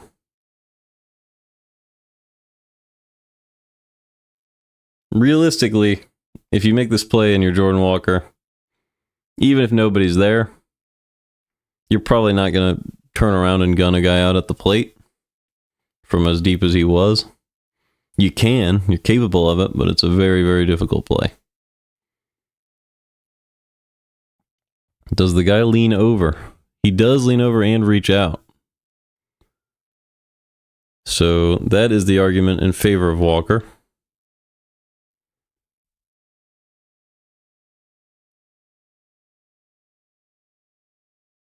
I don't know what the umps are allowed to do and not do in this situation. Because you can't really call... If you call the guy out and that's the end of the fifth, then, well, I guess that would be pretty fair. Because it would make up for that missed call earlier that scored a run for the Red Sox. So let's see what happens. Very, very interesting. If you can't see the game, Walker came in to make a catch in foul territory with one out. So that was the second out of the inning with Duran on third, I believe. Maybe it was Casas. Yeah, it was Casas on third. And he had to turn around as a fan reached over and try to gun him down to prevent a sac fly. And he was safe and scored. It looks like they're going to count the run.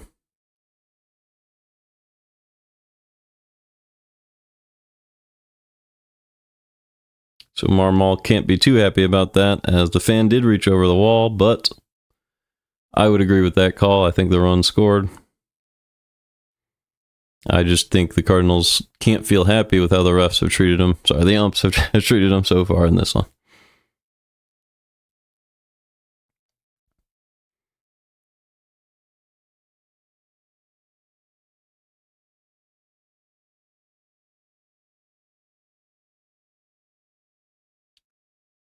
So it is 8-5 Red Sox in the bottom of the fifth.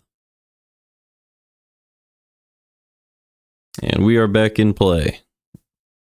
Steven Matz has now given up 2 runs. And the first pitch to Narvaez has popped up. Easy play for Donovan, but it is sunny. And he finds it and makes the catch. So that's the third out of the fifth. It is now 8-5 Red Sox headed to the sixth. So an unfortunate turn of events for the Cardinals, and now all 3 of the runs. Well, no, not all 3. 2 of the 3 runs for the Red Sox that have scored are a little bit controversial. That are the difference in this one, but it is what it is.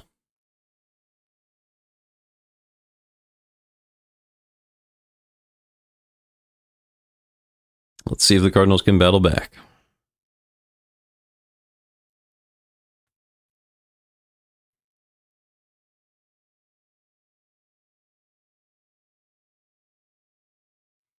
Due up are Alec Burleson, Ivan Herrera, and Jordan Walker. A few guys you definitely want to see after a play like that. Walker is going to be a little frustrated. Ivan Herrera, he's a guy who has now hit 4 home runs over the course of this game and last game. And then you have Burleson, who is 2 for 2 today. So I guess in reverse order, Burleson, Herrera, Walker. A few guys you definitely want to see hit for the Cardinals.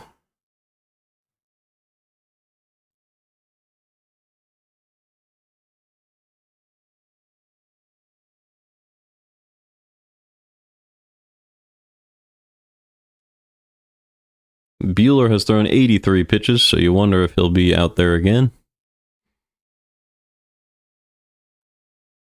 Early in the season, that's about where the line is drawn. He's thrown 5 innings, 83 pitches, and currently sits on a 3-run lead, headed to the 5th. Looks like it's him back out there, but just gotta get some confirmation.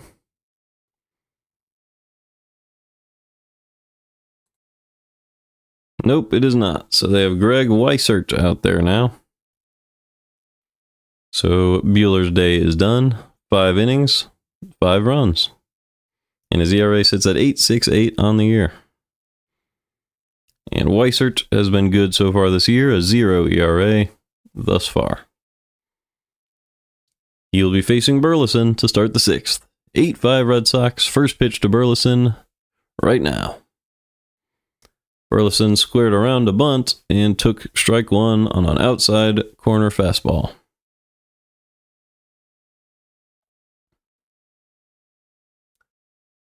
The 0-1 pitch to Burleson.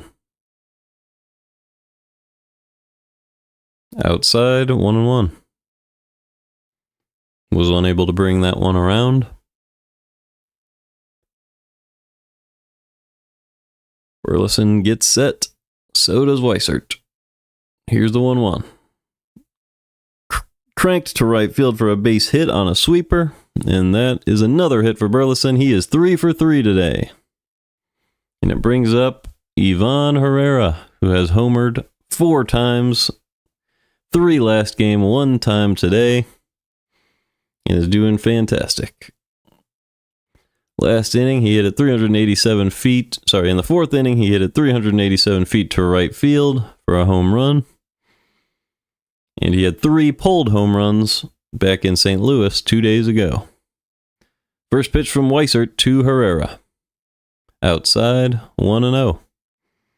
Burleson on first. Herrera ahead in the count, 1-0. He has pulled his OPS up to 1.82 on the season. Incredible. Here's the 1-0. Right in there with a sinker, 1-1. 11 RBIs, 4 home runs, a .471 batting average for Herrera.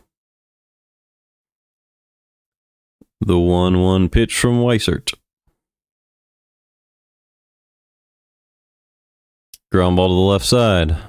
Bregman goes to second for 1, and Herrera is too slow there at first. So a double play from Ivan Herrera.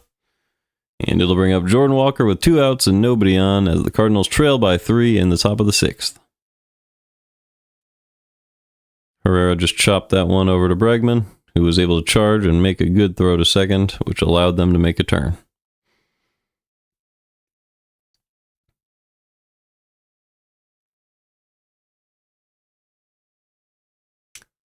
So Jordan Walker will dig in, coming off of an unfortunate decision and play in right field last inning. First pitch to Walker, inside, 1-0. He decided to make a catch in foul territory with 1 out and a runner on third, which allowed a run to score. And it's 8-5 Red Sox. Here's the pitch. Strike 1, 1-1. That was a sinker right over the middle of the plate.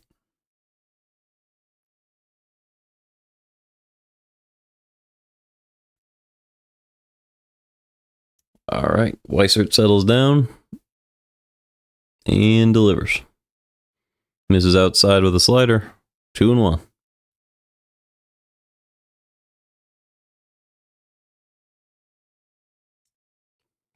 It's tough when you have a team that's grounded into double plays at inopportune moments.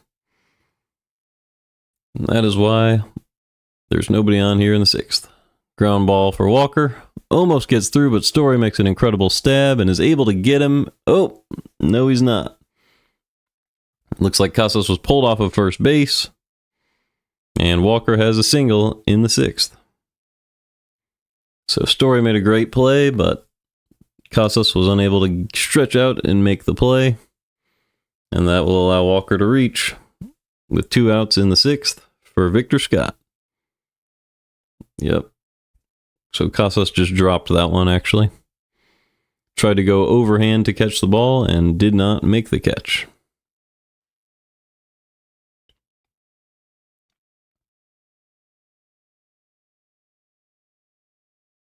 So the pitching coach is coming out to talk to the pitcher. Jordan Walker on first, Victor Scott stepping up to the plate for the Cardinals in the 6th. 8-5 Red Sox.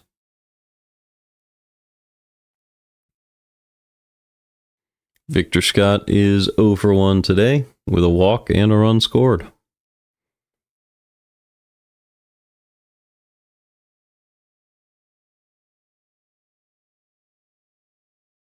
You wonder if they think about running with Walker here. I probably wouldn't. Here's the first pitch to Scott. Outside fastball, strike one.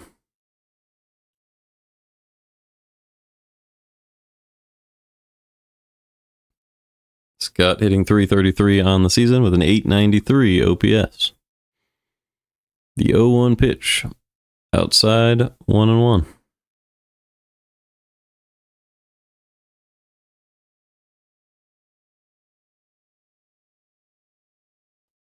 Scott awaits this third pitch from Weissert. Fouls it back, 1-2.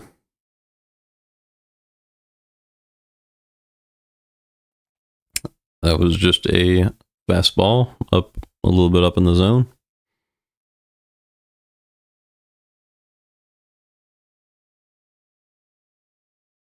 The 1-2 pitch outside as Walker tries to steal second and does.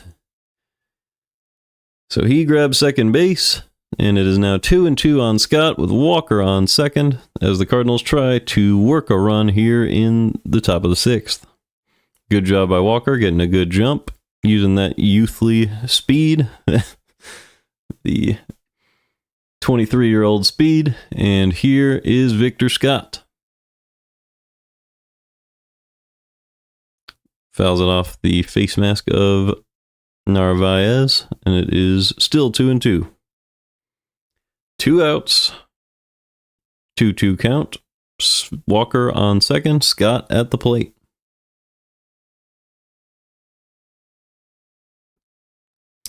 The 2-2 pitch from Weissert to Scott.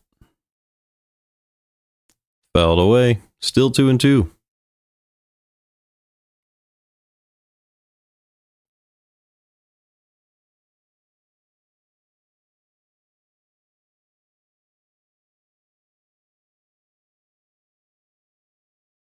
Weissert is set and delivers with Walker on second. Swing and a miss. A changeup low in the zone. Scott chased it and goes down. So we are through. We are in, okay, mid-sixth, middle of the sixth inning. 8-5 lead for the Red Sox, and due up for them are Rafaela, Duran, and Devers.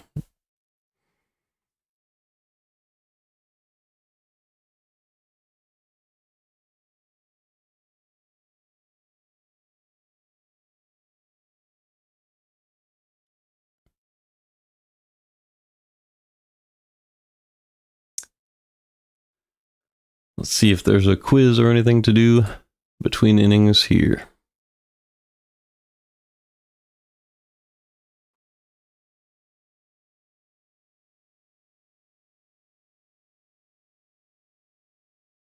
Well, actually, let's take a look at...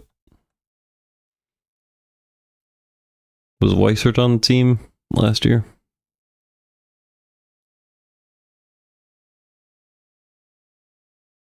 He was 0.6 WAR, 3.13 ERA.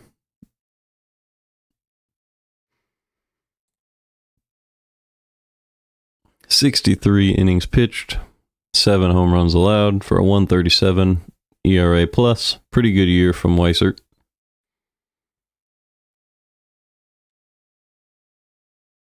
A very, very solid roster for the Red Sox last year, but they did lose a couple of players. Notably Tyler O'Neill.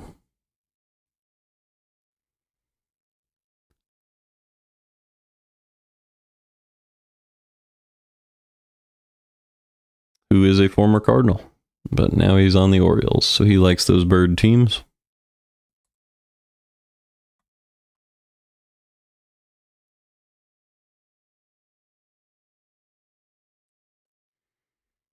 And we are back in Boston. Rafaela will step up to the plate. He is 0 for 2 today, hitting .125 with a .285 OPS on the year. So not a great year so far. First pitch from Matz. Too high, 1-0.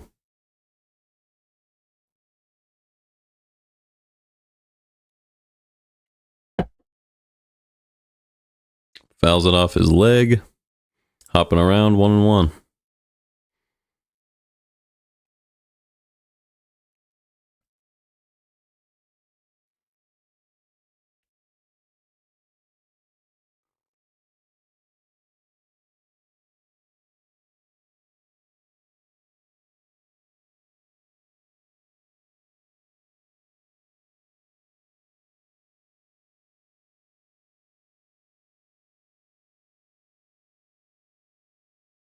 The 1-1 pitch from Matz to Rafaela. Ground ball foul, 1-2.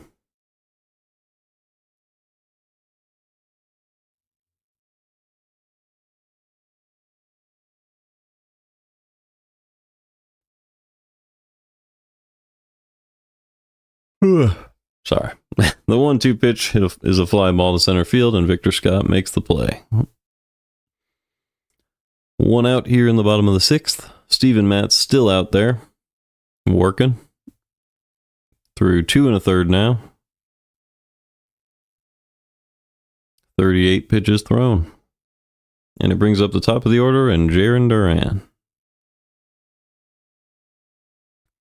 So, first pitch to Duran is in there for strike 1. Cardinals are leaving Matz out there for a while, likely because they are down by 3, so it's not worth a bunch of high leverage relievers, especially as early as the 6th inning. Got to save the bullpen. And Matz is doing well, so why not? 0-2 on Duran.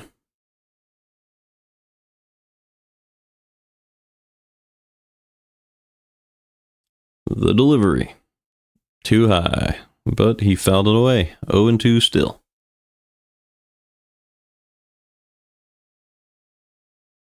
He has a single in the first and scored a run after a stolen base. 1 for 3 today. Pitch. Fly ball to left field. Charged by Newtbar, and he makes the call. 2 outs in the bottom of the 6th. It'll bring up Rafael Devers.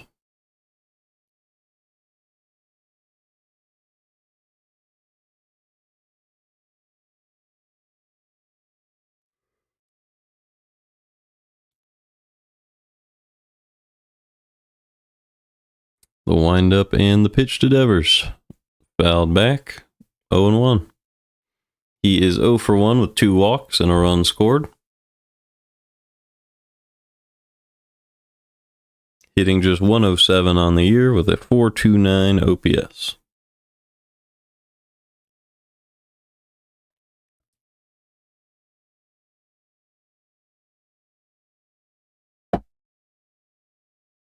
The 0-1 pitch to Devers.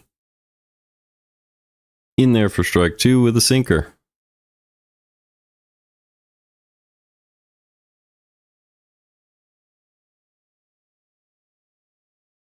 Steven Matz delivers the 0-2 pitch. Curveball almost got him swinging, but he did not go. 1-2.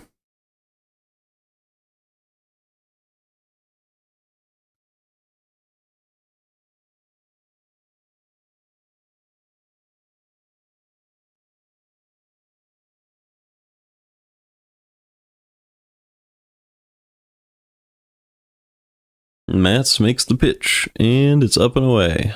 2-2.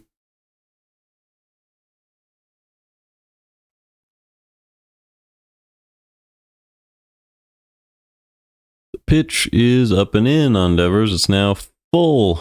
The count is full on Devers with 2 outs here in the 6th. He already has 2 walks today, and he calls a timeout to settle in here in the 6th. Full count here. Steven Matz delivers.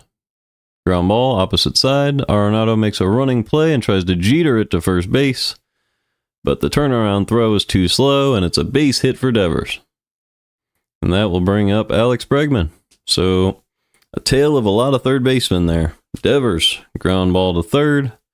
Arenado unable to get over there and jeter the ball to first base fast enough, and that will bring up another third baseman, Alex Bregman.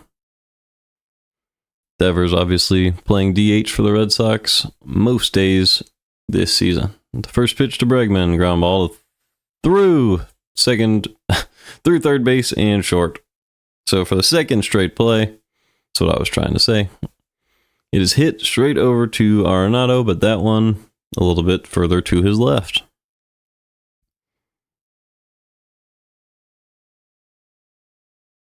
Runners on first and second now for Casas. Arenado tried to make that play. Wynn would have got there if it didn't hit off of Arenado's glove, but I think Arenado had a much better chance of actually getting the out. And here is the first pitch to Casas. Catches the outside corner, strike one. That was a little outside, but it is called strike one. So just inconsistent umpiring so far. Fernandez has begun to warm up in the Cardinals bullpen. Here's the 0-1 to Casas. That was a strike, and it's called a ball, so that evens it out. 1-1 as it should be on Casas.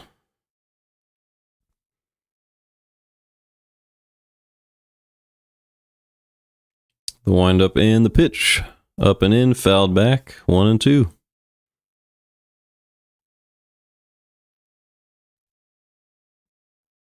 Bregman on first. Devers on second. Arenado playing third. As Mats gets set to deliver the 1-2 pitch to Casas with 2 outs in the bottom of the 6th. In an 8-5 game in favor of the Red Sox so far.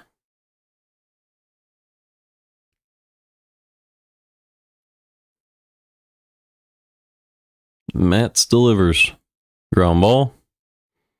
Donovan steps on second, and the Cardinals are out of the inning.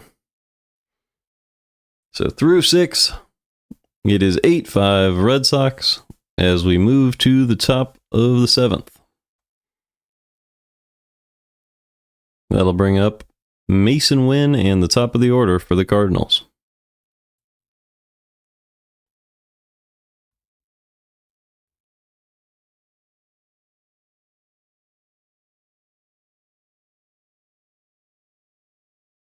Mason Wynn is 1 for 2 today with a 125 average on the season. Couple bunt hits, a couple singles.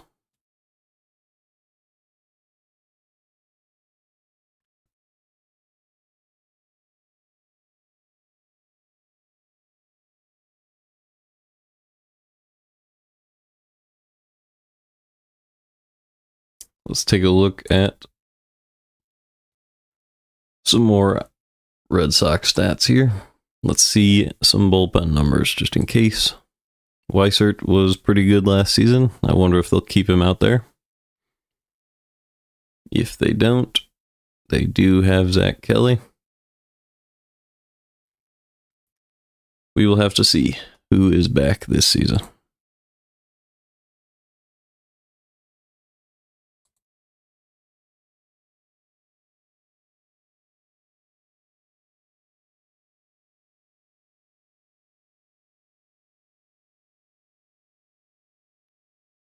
Not a whole lot of positive WAR relievers for them. They just had the 5 in the bullpen, and then they had Winkowski and Slayton and Boozer. Actually, they do have a good number. Actually, some of these guys are starters, like Whitlock, Fitz.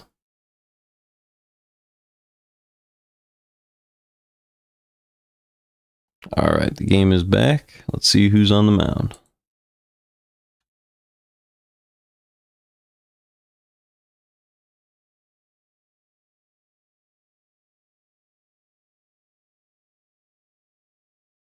It will be Zach Kelly. So there you go. He's pitched 3 innings in 2 games with 0 earned runs and a 0.33 whip so far this year. So very, very good numbers for him. First pitch in there for strike 1 on Mason Wynn.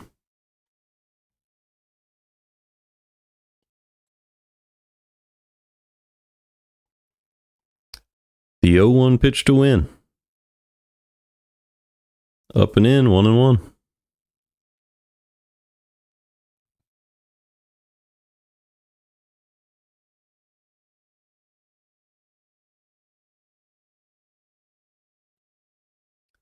1-1 pitch to Win.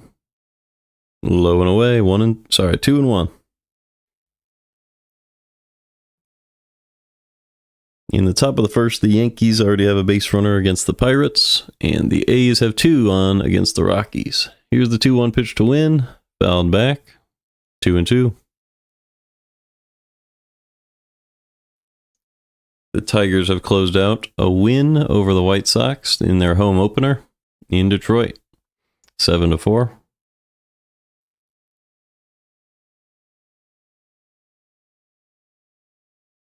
Mason Wynn steps in. Here's the 2-2 pitch to him. Too high, 3-2. So a full count in the first at bat. First batter Zach Kelly faces, and Wynn calls timeout. Gets a practice swing in, and settles back into the box. Wynn is 1 for 2 today.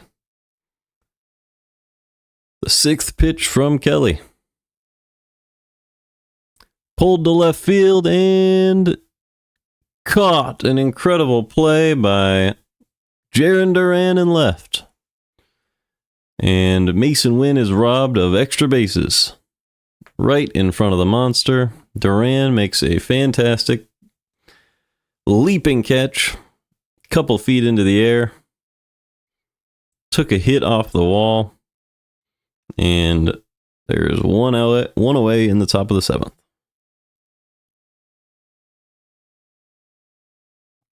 So with 1 out and nobody on in the top of the 7th, here's the first pitch to Nootbaar. Fouled back, 0-1. So Duran has shown off his skill set today. A single, a stolen base, a great play off the monster against Arenado, and a great catch in front of the monster there on Wynn. And Nootbaar goes to the opposite field, this one deeper and off the monster. Casas makes a barehanded grab off the wall and guns him down at second, but Nootbaar is safe.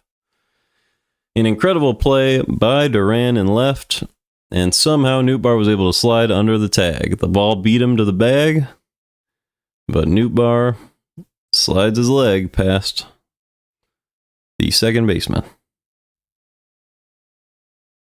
I need to see that play again.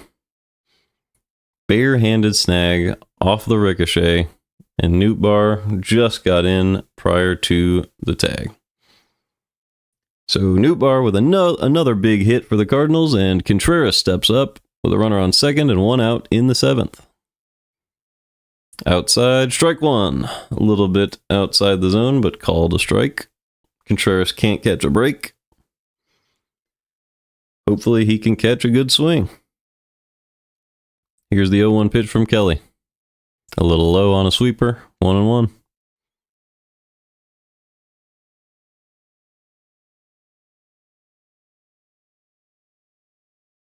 So Duran is very accustomed to left field in Boston. Here is the 1-1 to Contreras. Right in there for strike 2, 1-2. Cutter right over the middle of the plate. You have to assume Contreras thought that was going to be a sweeper. Nootbaar on second, the 1-2 pitch to Contreras. 2-2. Missed very low with the sweeper. Cardinals still trail by 3, but they are threatening with Nootbaar on second here. In the top of the 7th, you have Contreras and Donovan on deck. The 2-2 pitch to Contreras. Inside, 3-2. Missed way inside with a cutter. And we will have to see how they attack Contreras with a full count. Donovan awaits on deck. Contreras at the plate. Nootbaar on second. The first pitch. Strike 3. I keep saying first. It's just the pitch. That was just the pitch. But got him looking with a cutter. He thought that was a sweeper. Having trouble distinguishing between these two pitches. And it is costing him a lot of plate appearances so far this year. 0 for 4 day for Contreras so far. And the pitching coach goes up to talk to Zach Kelly prior to facing Brendan Donovan. Nootbaar on second, Donovan coming up to the plate here in the top of the 7th with 2 outs.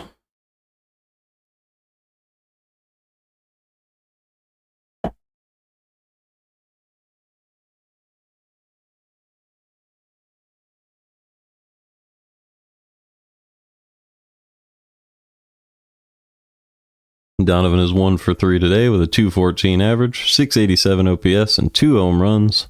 One of those home runs came earlier today, over 400 feet to right field. With Nootbaar on second, here's the first pitch to Donovan.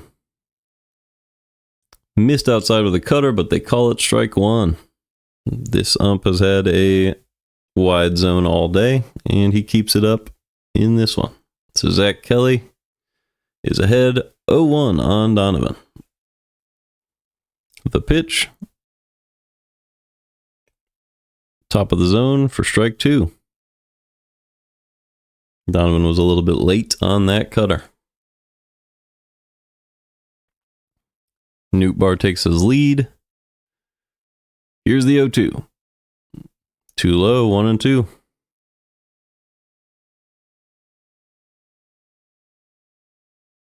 Donovan hitting .214 with 2 home runs this season.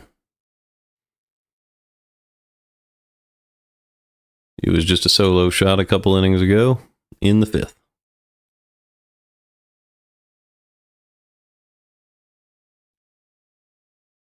The 1-2 pitch to Donovan.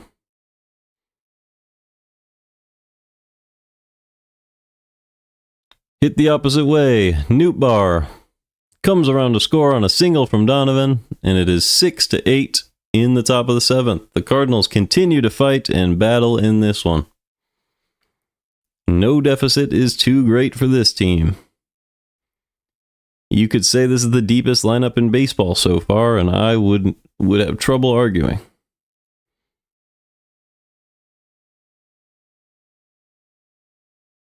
And that'll bring up Arenado with 1 on. Tying run at the plate for the Cardinals.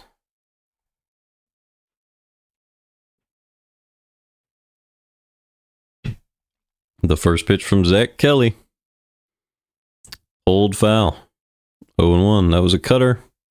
A little below the zone and inside.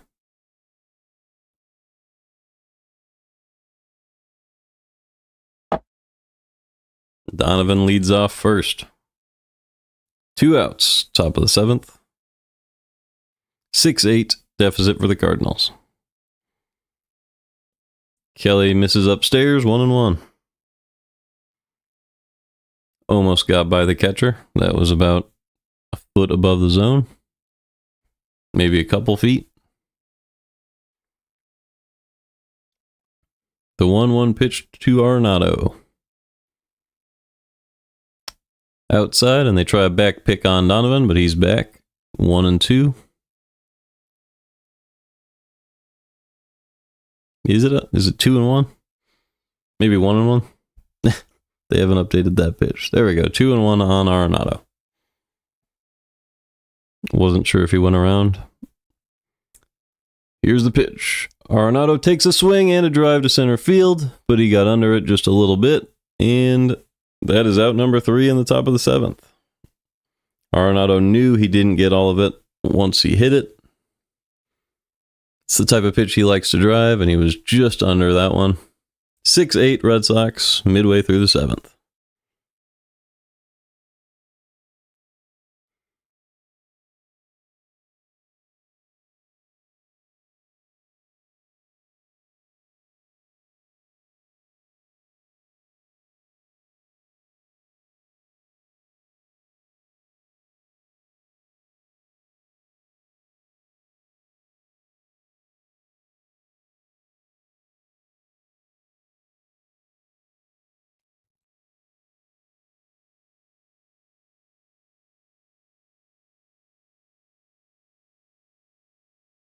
Let's look at the Red Sox full roster here. Catcher that was supposed to play every day is Connor Wong. He's not playing, and Carlos Narvaez is playing today. came over from New York. Rob Refsnyder made the roster. It's Crochet, Houck, Bueller, Fitz, and Newcomb, which means the Cardinals will face Bueller, Fitz, and Newcomb, which is good for the Cardinals. They get to avoid those first two starting pitchers. In the bullpen, you have Chris Wells, Zach Kelly, Bernardino, Justin Wilson, Greg Weissert, Garrett Whitlock, Justin Slayton, and Chapman, with Masataka Yoshida injured for 10 days at DH.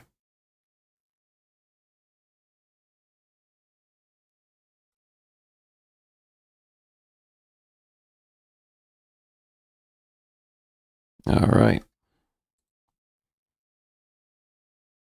Cardinals IL, I believe, still just has Zach Thompson, who is looking to return pretty soon. I'll take a look at it, though.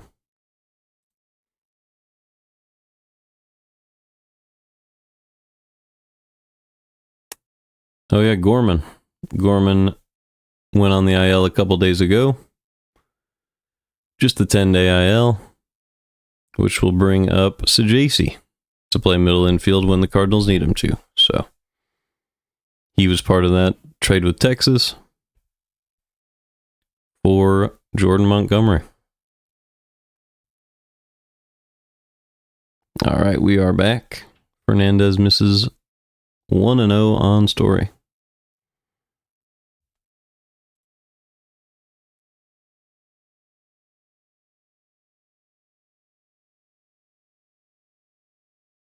It's now 2-0. He missed again. It is Ryan Fernandez, a pretty good reliever, but not having a great start to the year. Pitching to Trevor Story. Slider down in the zone, swing and a miss, 2-1. Story hits a chopper too short. 1 away in the bottom of the 7th. The first pitch now to Wilyer Abreu. Strike 1. Fastball up and away corner.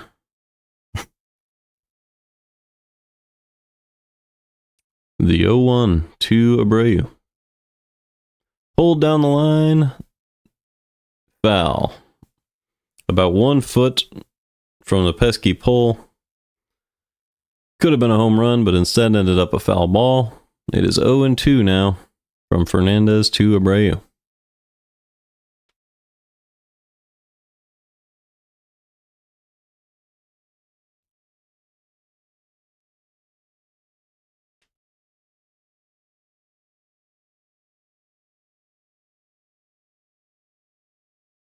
The pitch pulled, this time fair for a base hit, so Abreu continues his hot streak to start the year. He's now batting over 500 and gets his OPS over 1.7. An incredible start to the season for Wilyer Abreu.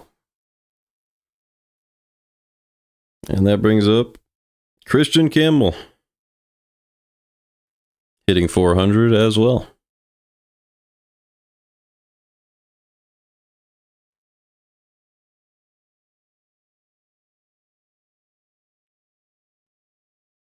Swing and a miss on a low strike.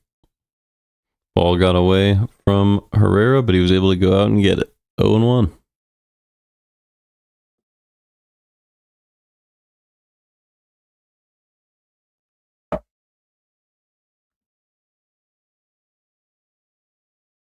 Fernandez pitching to Campbell. 1 out, 1 on, 0-1 pitch. Broken bat hit to center field, and it drops right in front of Victor Scott. And the Red Sox have runners at first and second now, with 1 out in the bottom of the 7th. So Fernandez, unlucky with that one. Hit right off the end of the bat and broke it. But he was able to loft it to center field, and Scott was playing very deep, which meant there was a hole for him to put the ball into, and he did. So first and second for Carlos Narvaez. Bottom of the 7th inning, Cardinals are trailing 8-6, and the Red Sox are threatening to add. Slider misses down and away, 1-0. Carlos Narvaez hitting .333 on the year, has a walk and a single, and a run batted in today.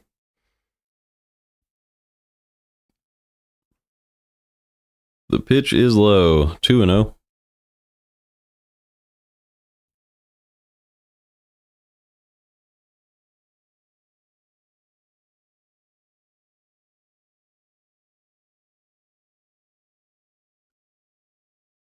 The pitch upstairs, 3-0 now on Carlos Narvaez.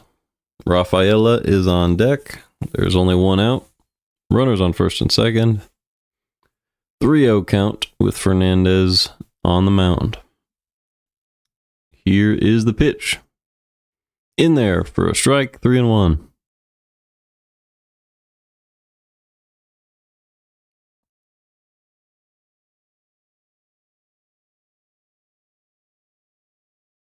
Second is fouled away. Second strike. Second pitch in the zone of the at-bat. It is now 3-2 on Narvaez.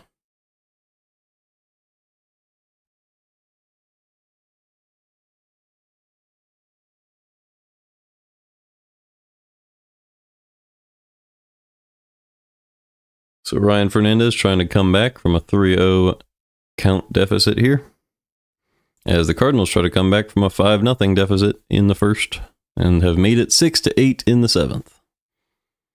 Here is the 3-2 pitch to Carlos Narvaez. Missed outside for ball 4, and the bases are loaded with one out in the seventh. And that will bring up Ceddanne Rafaela. Pitching coach coming out to talk to Fernandez with one out here.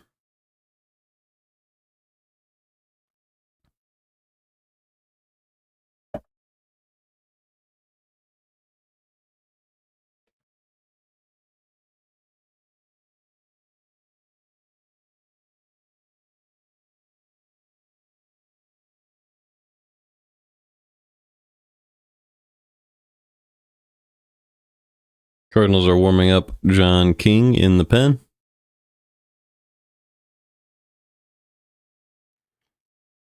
Dusty Blake is the pitching coach, and he heads back to the dugout.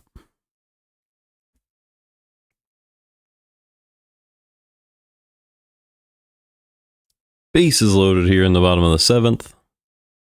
One away as Fernandez looks in to face Rafaela. The windup and the pitch. Ground ball to short. Win goes to second. Donovan turns, but he misses the throw, and a run scores, and it is 9-6 Red Sox. So Donovan throws it a little bit too far off the bag for Contreras to stretch, and a run will score for the Red Sox. Contreras had to jump to get to that one. No chance for him.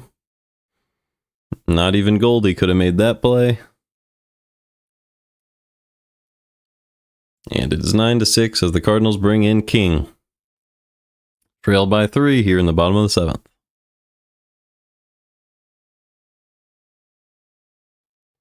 Let's grab King's stats.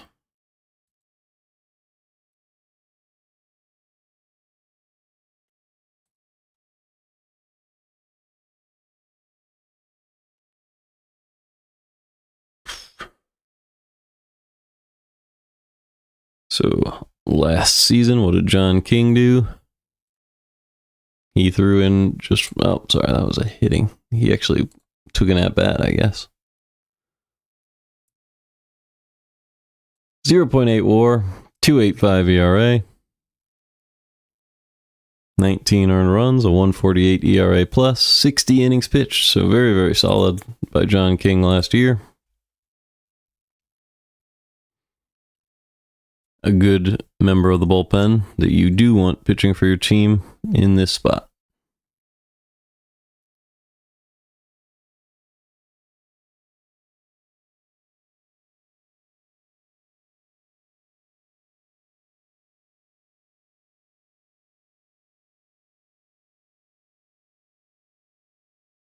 He'll be facing Jarren Duran at the top of the Red Sox order, trying to limit the damage to 1 in a 6-9 ball game.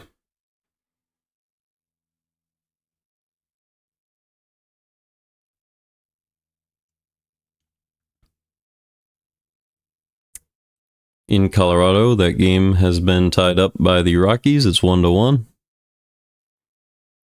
Cubs still lead the Padres 3-1, so they have a chance to hand the Padres their first loss of the season.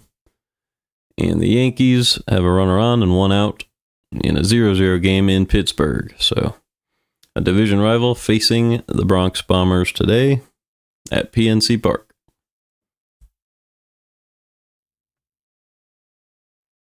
John King has taken his spot on the mound at Fenway Park, facing Jarren Duran with a 3-run deficit and a runner on third here, as well as a runner on first with 2 outs in the 7th. The first pitch to Duran. Right down the middle with a sinker. 0-1.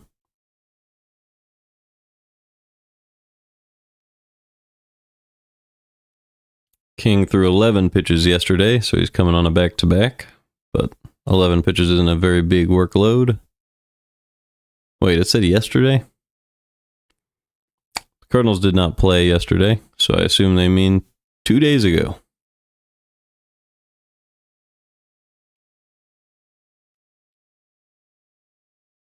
Here's the 1-1.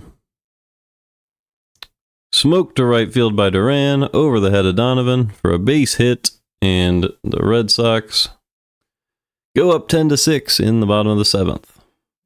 So they extend their lead to 4. King gives up a run, and that'll be charged to the previous pitcher, which is Fernandez.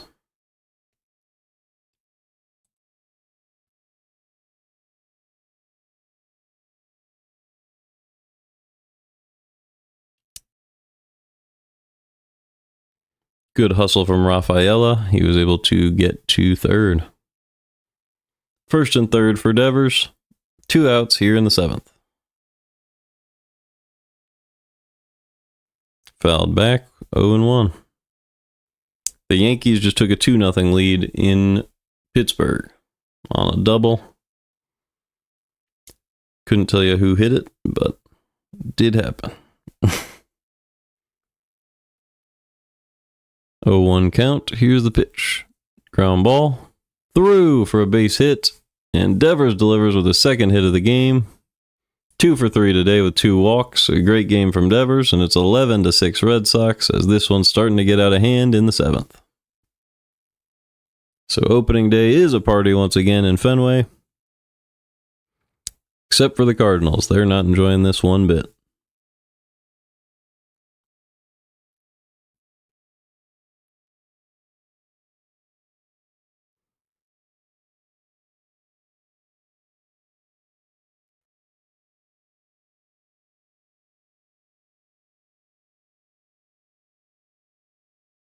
King misses up and away to Bregman, 1-0.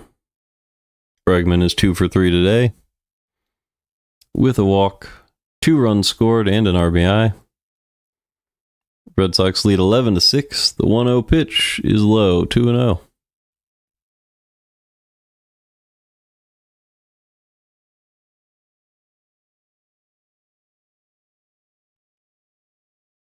Bregman's pulled his average up to .324 on the year now.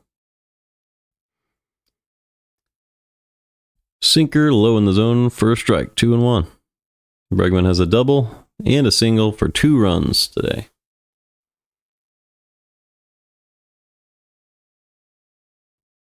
Here's the pitch. Outside, 3-1. John King still has yet to give up a run. He still has a 0 ERA, but a couple runs have scored and have been charged to Fernandez with King on the mound. So here is the pitch, 3-1 to Bregman. In there with a sinker, 3-2 with 2 outs here.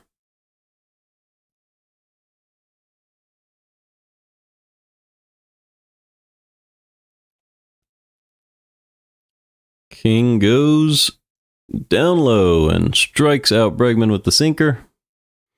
And the Cardinals are out of it, but 3 runs were added on by the Red Sox in that inning. And they are now up 11-6 as we head to the 8th. It'll be Burleson, Ivan Herrera, and Jordan Walker.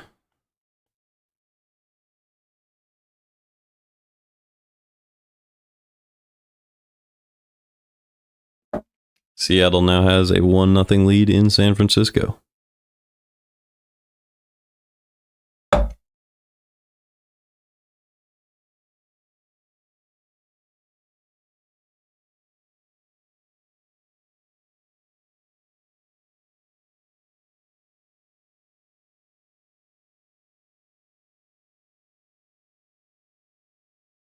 Let's get an update on who it was for the Yankees. It was Cabrera. Oswaldo Cabrera. Hit a double, drove in Dominguez and Grisham.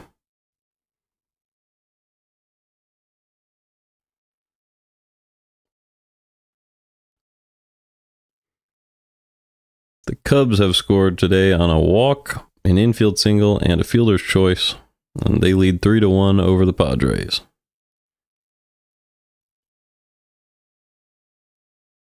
It was just a Julio solo shot in San Francisco for the Mariners to start the game. That's why they lead 1-0 over there.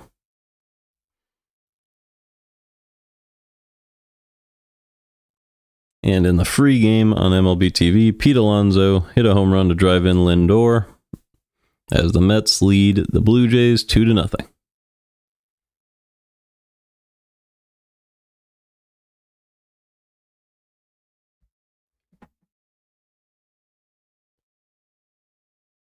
So far this season, it's just been very, very clear that the Cardinals do need to make an addition on the mound. The lineup is taking a step forward, and yet games seem to be getting out of reach regardless.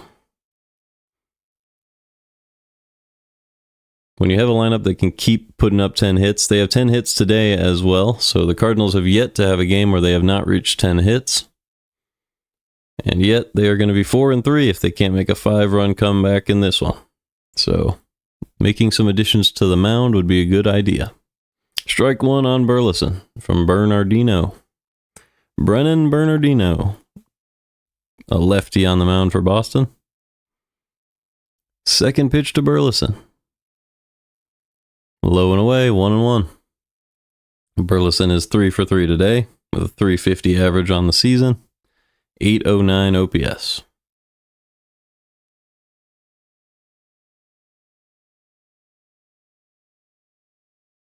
Third pitch is a strike. He chased a cutter outside. 1-2.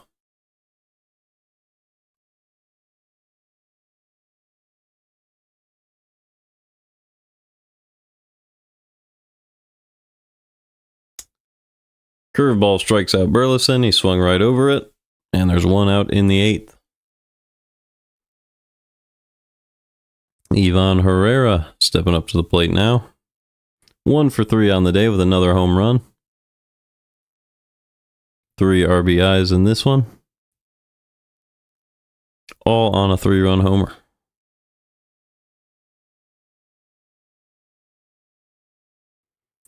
Cutter right in there for strike 1.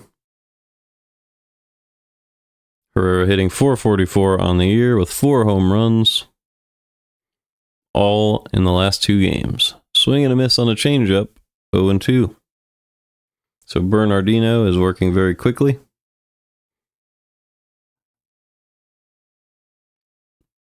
And Herrera has to catch up. Here's the 0-2. Swing and a miss on a curveball. Dropped right below the barrel. And Herrera could not get around on it. 2 outs in the 8th. That'll bring up Jordan Walker.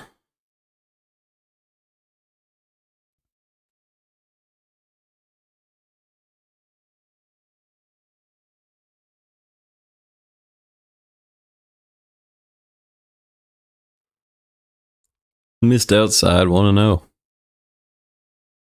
Walker is 0 for 3 today, but still hitting .333 on the year. Got a stolen base after reaching on an error in the 6th. Cutter on the outside corner, called a strike. It was a ball, and Walker let the ump know. 1-1. Here is the pitch. Change up, low and away. He chased it, 1-2. 5-run deficit, nobody on, 2 outs in the 8th. Jordan Walker at the plate for the Cardinals. Timeout for Walker. He's going to settle back in.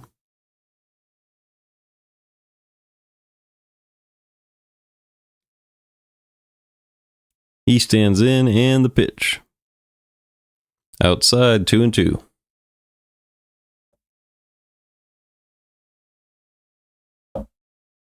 Players seem to be very accustomed to calling their timeouts now, since the pitch clock has been added. Here's the 2-2 pitch to Walker. Outside on a changeup.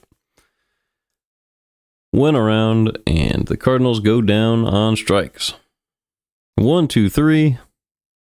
I believe he struck out the side. And here comes Casas and the Red Sox in the bottom of the 8th, leading 11-6.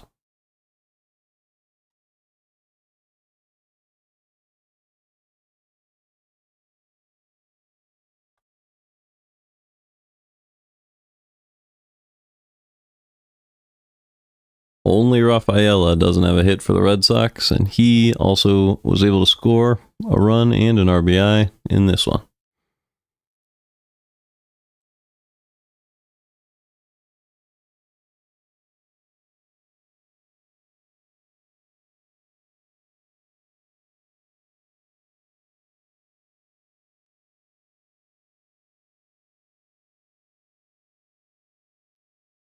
It's really hard to play for a team when the offense can do literally everything they could possibly do in every single game, and runs just keep piling up against you.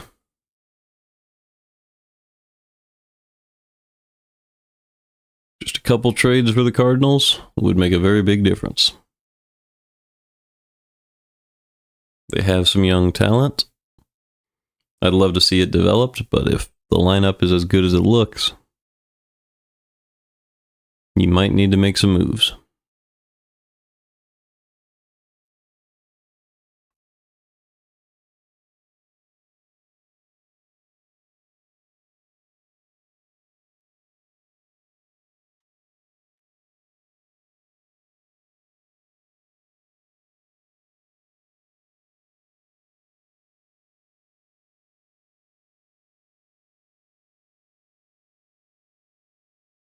We look around the league at some interesting games. Later today, the Dodgers are going to go to Philadelphia. The Braves will host the Marlins. The Diamondbacks will go to Washington. Baltimore will go to Kansas City. Tampa Bay will go to Texas to face the Rangers. And Cincinnati will face Milwaukee in Milwaukee. Here's the pitch from King to Casas. Strike one.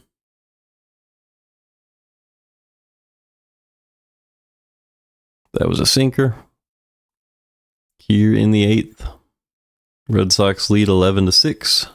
Cardinals will have their last chance in the top of the 9th. Fouled off of Herrera's glove, 0-2.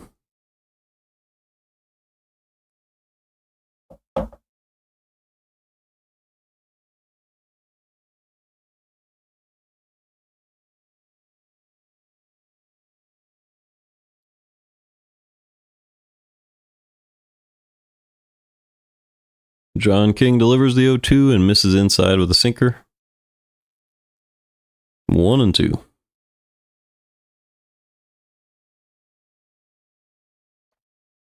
Casas just hitting 167 on the year, but he did hit a double in this one. Pulled foul, still 1-2.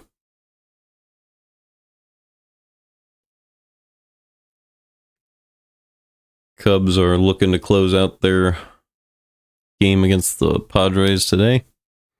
They lead 3-1, but the Padres do have a base runner and the tying run at the plate in the 9th of that one. Here's the 1-2 pitch to Casas from King. Fly ball to left field. It will be off the monster. And Newt Barr grabs it, throws it in. but it's an easy double for Casas. Another big hit for the Red Sox, and they keep pouring it on in the 8th, 11-6 Red Sox. As Story steps up to the plate, he hit a big homer, 3-run shot in the 1st, and is 1 for 4 today.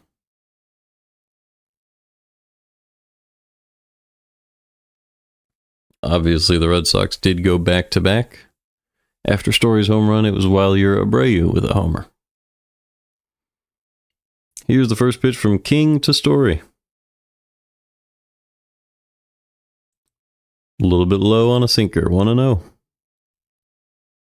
Story hitting .222 on the season. 1-0 count, runner on second, nobody out. Swing and a miss on a sinker, 1-1.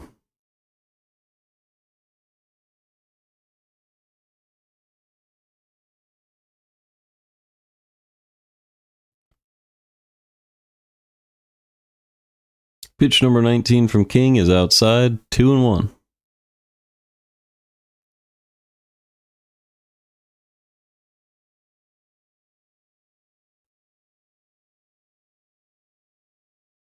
The pitch, ground ball, foul, 2-2.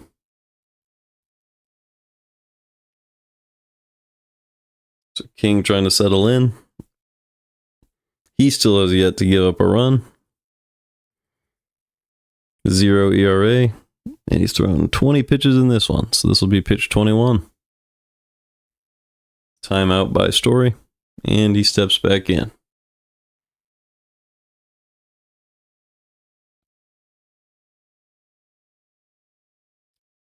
And the pitch. Hit to the opposite field, and drops in for a hit. So another single for the Red Sox. Casas had to stop at third. First and third for the Red Sox, nobody out in the bottom of the 8th. In this 6-11 ball game.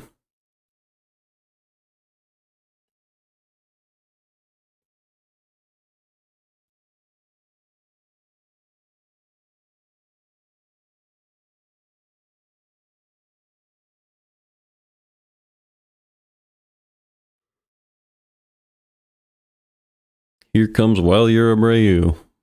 Ground ball. Mason Wynn steps on second, throws him out at first, but the run does come around to score. 12-6 Red Sox. The bases are now empty with 2 outs in the bottom of the 8th. Good play by Wynn. Take the 2 outs you can get. No reason to overthink it. And here comes Campbell. So that was the first play for Abreu where he didn't do anything positive for the Red Sox. Campbell now hitting .423 after another hit earlier today.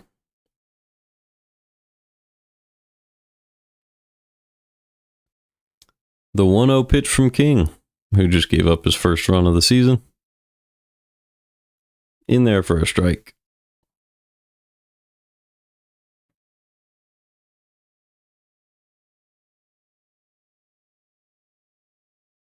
Second pitch from King. Too low, 2-1.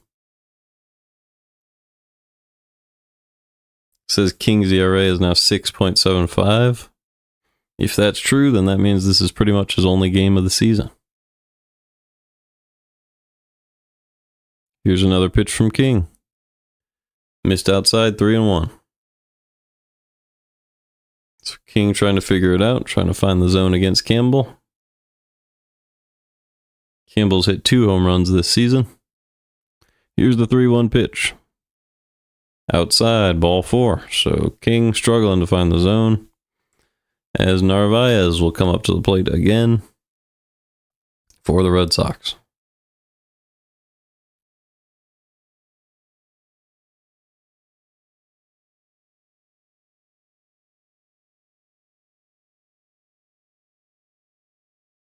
And Marmol will take the ball from King, so his outing is done. Gave up a run in the 8th and allowed a few runs to score in the 7th. They'll bring on Roycroft to try to get that last out of the 8th.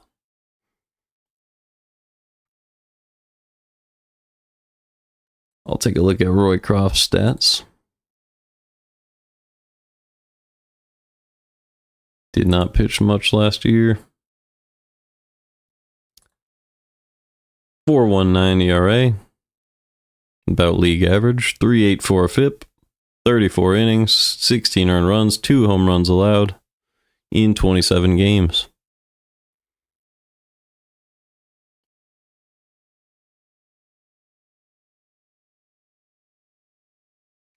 .7 strikeouts per 9. So about 1 time per inning, he would strike someone out.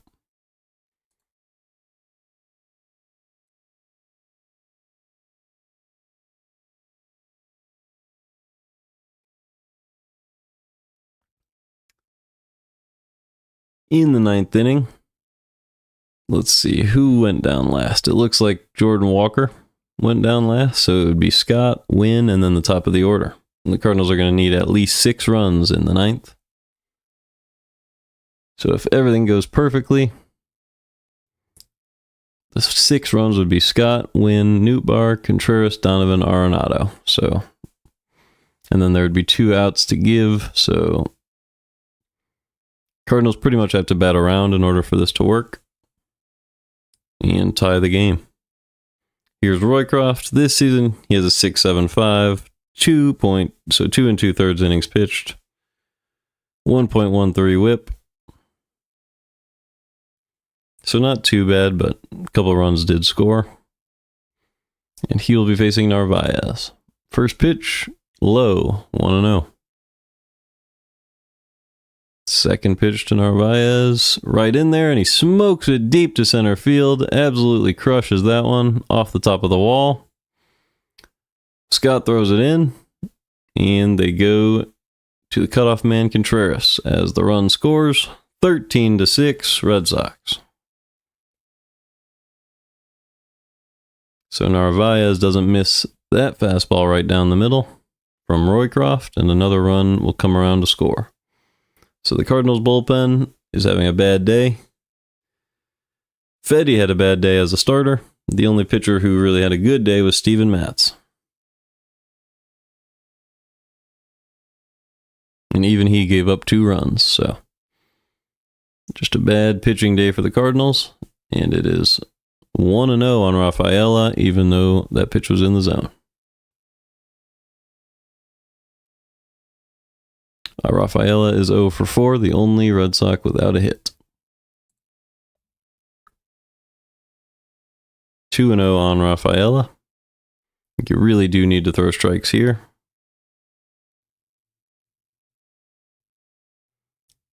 Roycroft gets set and delivers. Too low, 3-0 now. So this game truly is getting out of hand.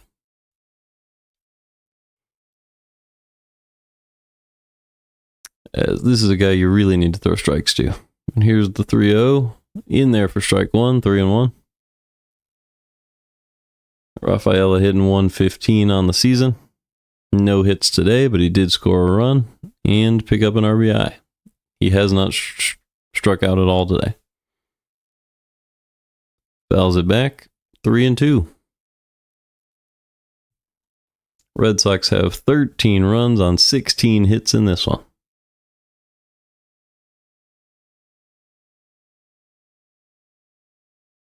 Roycroft delivers the 3-1. Fouled back, 3-2. Rafaela has 2 flyouts in this game, and the fielder's choice was able to net him an RBI and a run. Roycroft delivers his 9th pitch of the outing and misses outside with a sweeper, ball 4. So he puts Rafaela on base for his first walk of the game, and now every Red Sox has reached base of their own accord in this one, bringing up Jarren Duran for his 6th at-bat of the game. 13-6 Red Sox. Here's the pitch. Inside, 1-0. Roycroft simply missing inside with a 4-seam fastball. Red Sox fans absolutely enjoying this one. Here comes the pitch.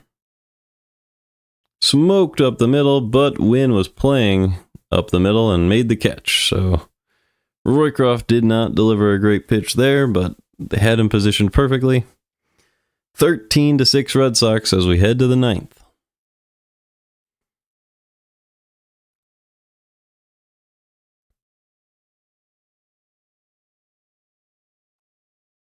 It'll be Victor Scott, Mason Wynn, and Lars Nootbaar. And the Cardinals will need 7 runs. So Scott, Wynn, Nootbaar, Contreras, Donovan. That's 5. It would be Arenado and Burleson. It would be 7.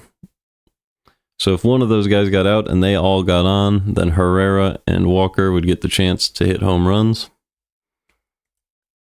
So essentially the Cardinals have to bat around here in the ninth. If they do not, this game will be over.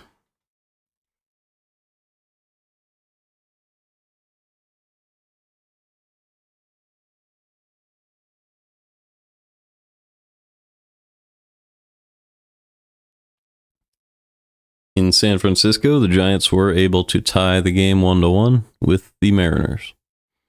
And in New York, the Mets have extended their lead to 4-0 over the Blue Jays.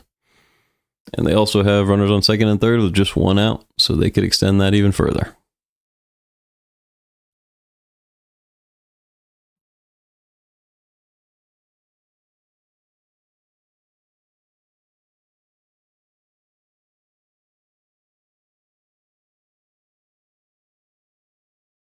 Cubs did win 3-1 over the Padres. So the Padres now have their first loss. Dodgers are the only undefeated team remaining. And the Braves are also the only winless team. They will be hosting the Marlins tonight. Big favorites in that one. Minus 240 to win the game. The Marlins are plus 200. And on the mound will be Max Meyer against Spencer Schwellenbach.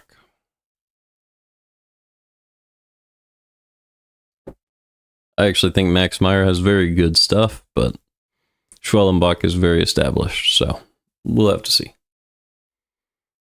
All right, Victor Scott has made his way to the plate, and we are here for the ninth. Criswell delivers outside. Criswell has a 0 ERA so far this season for the Red Sox. Not sure if he's pitched yet. The 1-0 pitch to Scott. Popped up to center field, and the play is made by Trevor Story. He ran out there to make that catch. He has those glasses attached to the hat that you flip down, the shades, and there's 1 out. Here comes Mason Wynn.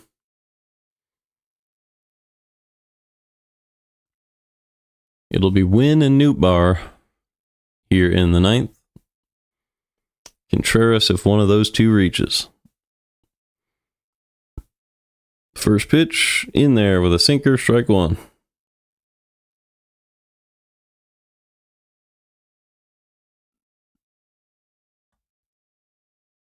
The 0-1 pitch is low and away on a sweeper, 1-1.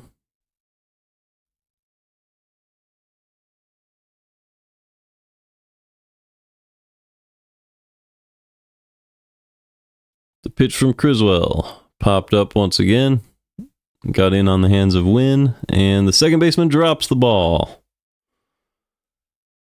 So that was Campbell. Could not make the play. And Mason Wynn reaches on a dropped pop-up. So Cardinals are given a free base runner here. Let's see if Nootbaar can take advantage. That's got to go down as an error. And here's Nootbaar. He's 2 for 4 today. Up and in with a cutter, strike 1. Perfectly placed pitch on the inside corner.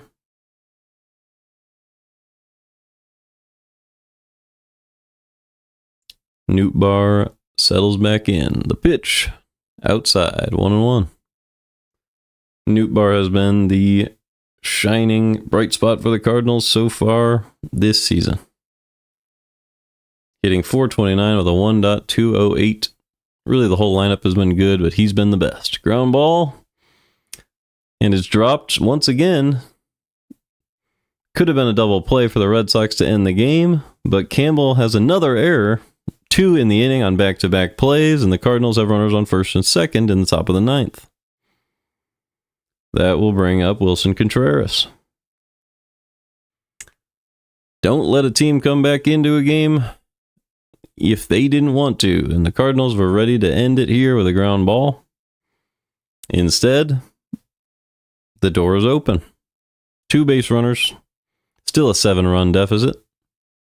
Here comes Contreras. Criswell on the mound delivers. Low and away, ball 1.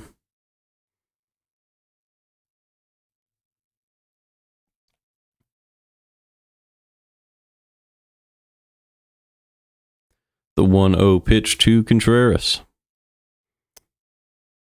Check swing. Strike 1. 1-1. Did not make contact on that one. Contreras does not seem to be flying high right now. Here's the 1-1 pitch to Contreras. Timeout. Nope. Yep. Timeout, Red Sox. And they settle back in. Here's the 1-1. Strike 2. A changeup below the zone called a strike. Contreras can't believe it. His luck has not been good so far this year. And it is 1-2 on him. Criswell shakes off the catcher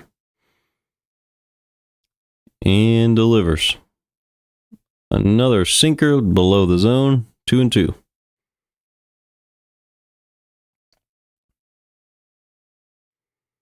Contreras gets set. Here's the 2-2 pitch from Criswell to Contreras with 2 on in the 9th. Missed low with a changeup. 3-2. Donovan is on deck if Contreras can reach. Donovan hit .278 last season with 14 home runs. Here's the 3-2 pitch to Contreras. Fouls it off. That was a sinker below the zone. Contreras bails out the pitcher. And the count is still full. Contreras probably looking for a hit here, just to pull that average up, but sometimes you have to be patient. The 3-2. Ground ball up the middle for a base hit. So Contreras does get that hit, and the run will come around to score. Mason win 7-13, Red Sox in the 9th. So a couple of errors from Campbell and a single from Contreras will allow Wynn to score a run. And Donovan will come up to the plate in the 9th, trailing by 6. But the Cardinals do have 2 on now, so the rally has begun. Still need a few base runners before you can get too excited, but here's Donovan. Inside 1-0. Great at-bat from Contreras last at-bat. Donovan is 2 for 4 today with a homer. 2 RBIs in this one. The 1-0. Ground ball, right side, base hit. Another hit for the Cardinals. And the run does come around to score. It is Lars Nootbaar, so he picks up a run in this one. Dodges a tag by the catcher. And it is 13-8, Red Sox in the 9th. 5-run deficit with 2 runners on in the 9th. So a base hit for Donovan. He is 3 for 5 with 3 RBIs now today. And Arenado will come up to the plate.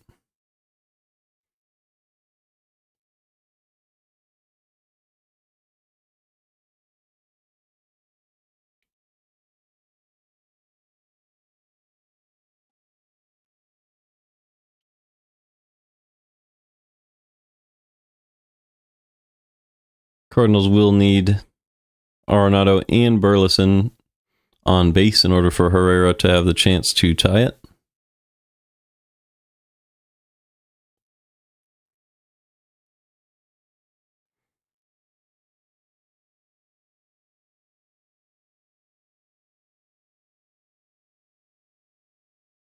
And Arenado steps in to face Criswell. Here's the pitch. Low and away for ball one. 1-0 on Arenado. Right here, you just want to have a long at-bat, reach base however you can, pass the torch. Here's the 1-0. Low to Arenado, 2-0 now. Criswell in his head a little bit. The catcher trying to slow him down. Narvaez telling him to take a breath. Arenado obviously trying to reach base. Here's the 2-0 pitch. Fly ball, foul. 2-1.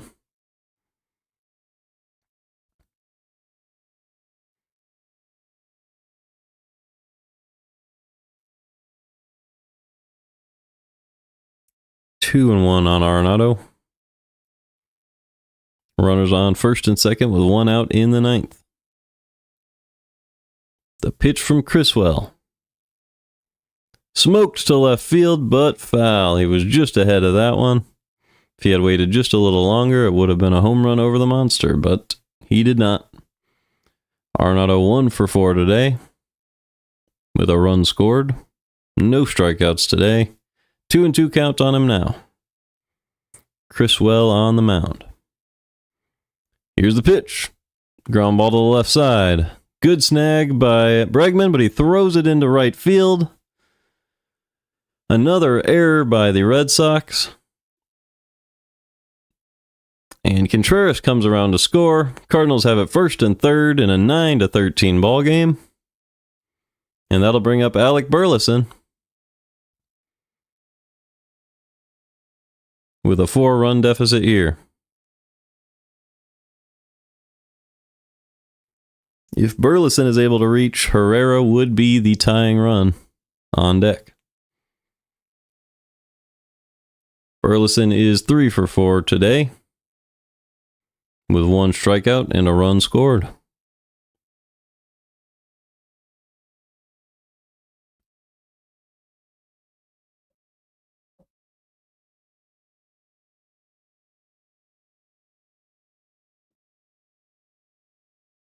So Bregman, the Red Sox had a little discussion with Bregman.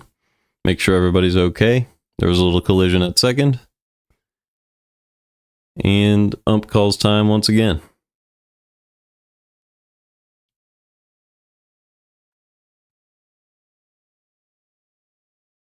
And Criswell will be done, so the Red Sox will go to the bullpen. And they're going to have to bring in Chapman in a save situation here in the 9th. So they probably didn't expect to have to do that. It'll be Chapman versus either Burleson or a pinch hitter with 2 on in the 9th. I will be back in 1 second. The Cardinals are threatening here. Very, very big opportunity to come back in this one.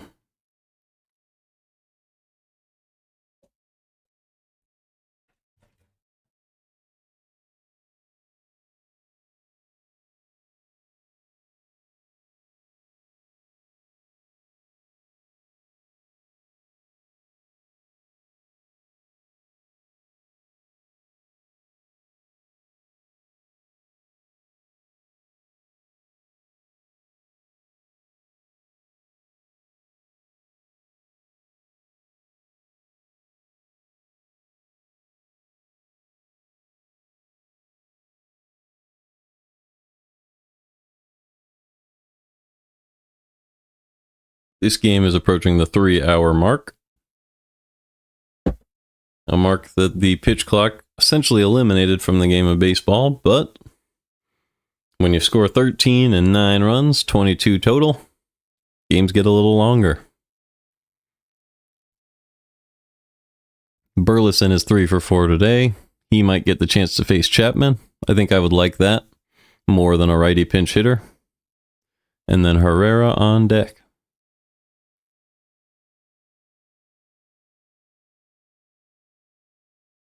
Chapman has thrown 2 innings and given up no runs with 1 whip, 9 strikeouts per 9, so just 1 strikeout per inning. He has 2 on the year.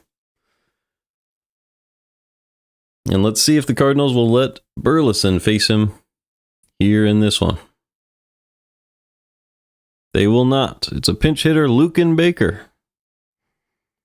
I don't think this is a great pinch hit decision with one out here and runners at the corners, because Chapman throws so hard, you want to give a guy a chance to be late on it, and I think that's easier same-sided. But high fastball, too high, 1-0 on Baker.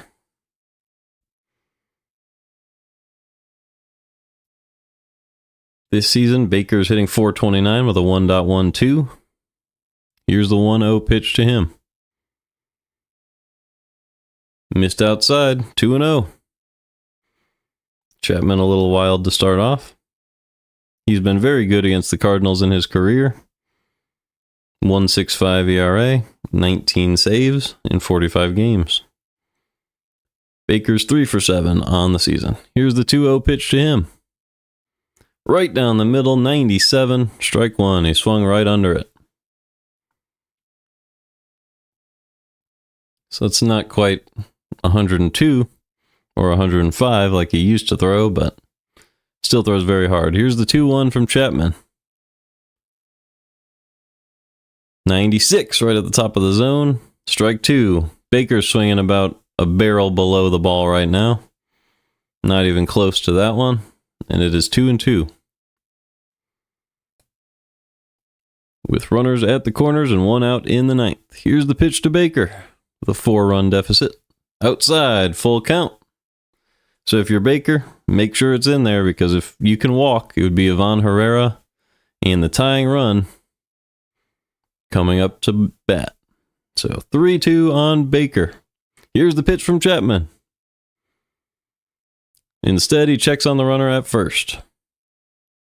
Arenado got back safely. Still a full count on Luken Baker.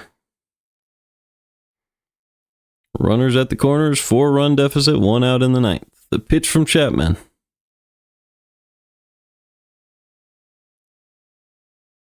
Right down the middle, fouled back by Baker. Good at bat from Baker, battling to try to stay alive. Great job keeping his eyes on the ball there.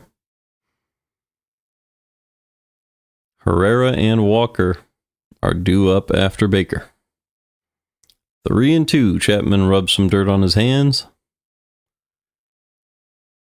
and calls time. He wants a new ball. So rub some dirt on his hands, got it on the ball, and then asked for a new ball. And all right, he gets a new ball. 3-2 on Baker. Chapman gets set and delivers. Inside, ball 4 on Luken Baker. Crowd didn't like it, but they are not even close to correct in Boston. That was definitely ball 4, and here comes Ivan Herrera. The tying run has reached the batter's box for the Cardinals. Chapman is locked in as the pitcher. And Ivan Herrera, who has homered 4 times over the course of last game and today, is up with a chance to tie the game. First pitch from Chapman. Low and popped up. He gets foul and into the seats. 0-1 on Herrera. Herrera in his career is 2 for 8 with the bases loaded with 6 RBIs. He homered to the opposite field earlier today off of Walker Buehler, and has a big opportunity to tie the game here if he could hit another. But if not, a single would do wonders. Here is the 0-1 from Chapman. Too high. 1-1. The Boston crowd is getting a little rowdy. They don't see the ball very well when you've had a few beers at the ballpark. Here's the 1-1 pitch from from Chapman here in Boston to Herrera. Ground ball to the left side. This time Bregman turns a solid double play, and the Red Sox get out of it in the ninth and close out a 13-9 victory over the Cardinals to start out the series. So a good job by Chapman. They finally win that one, although the Cardinals did battle back. The difference in the game was that 5-run first inning. And the Cardinals lose this one 9-13. Great job by the lineup. Not great from the pitching. And hopefully the Cardinals pitching can do better throughout the rest of the series, as they fall to 4-3 today. Good fight at the end there. But that will be it from me. I will try to make a regular video later today, but it's always exciting to commentate these games, so that's what I'm going to be doing this year. Thank you for watching the game with me, and I hope you have a wonderful day. I'll see you tomorrow.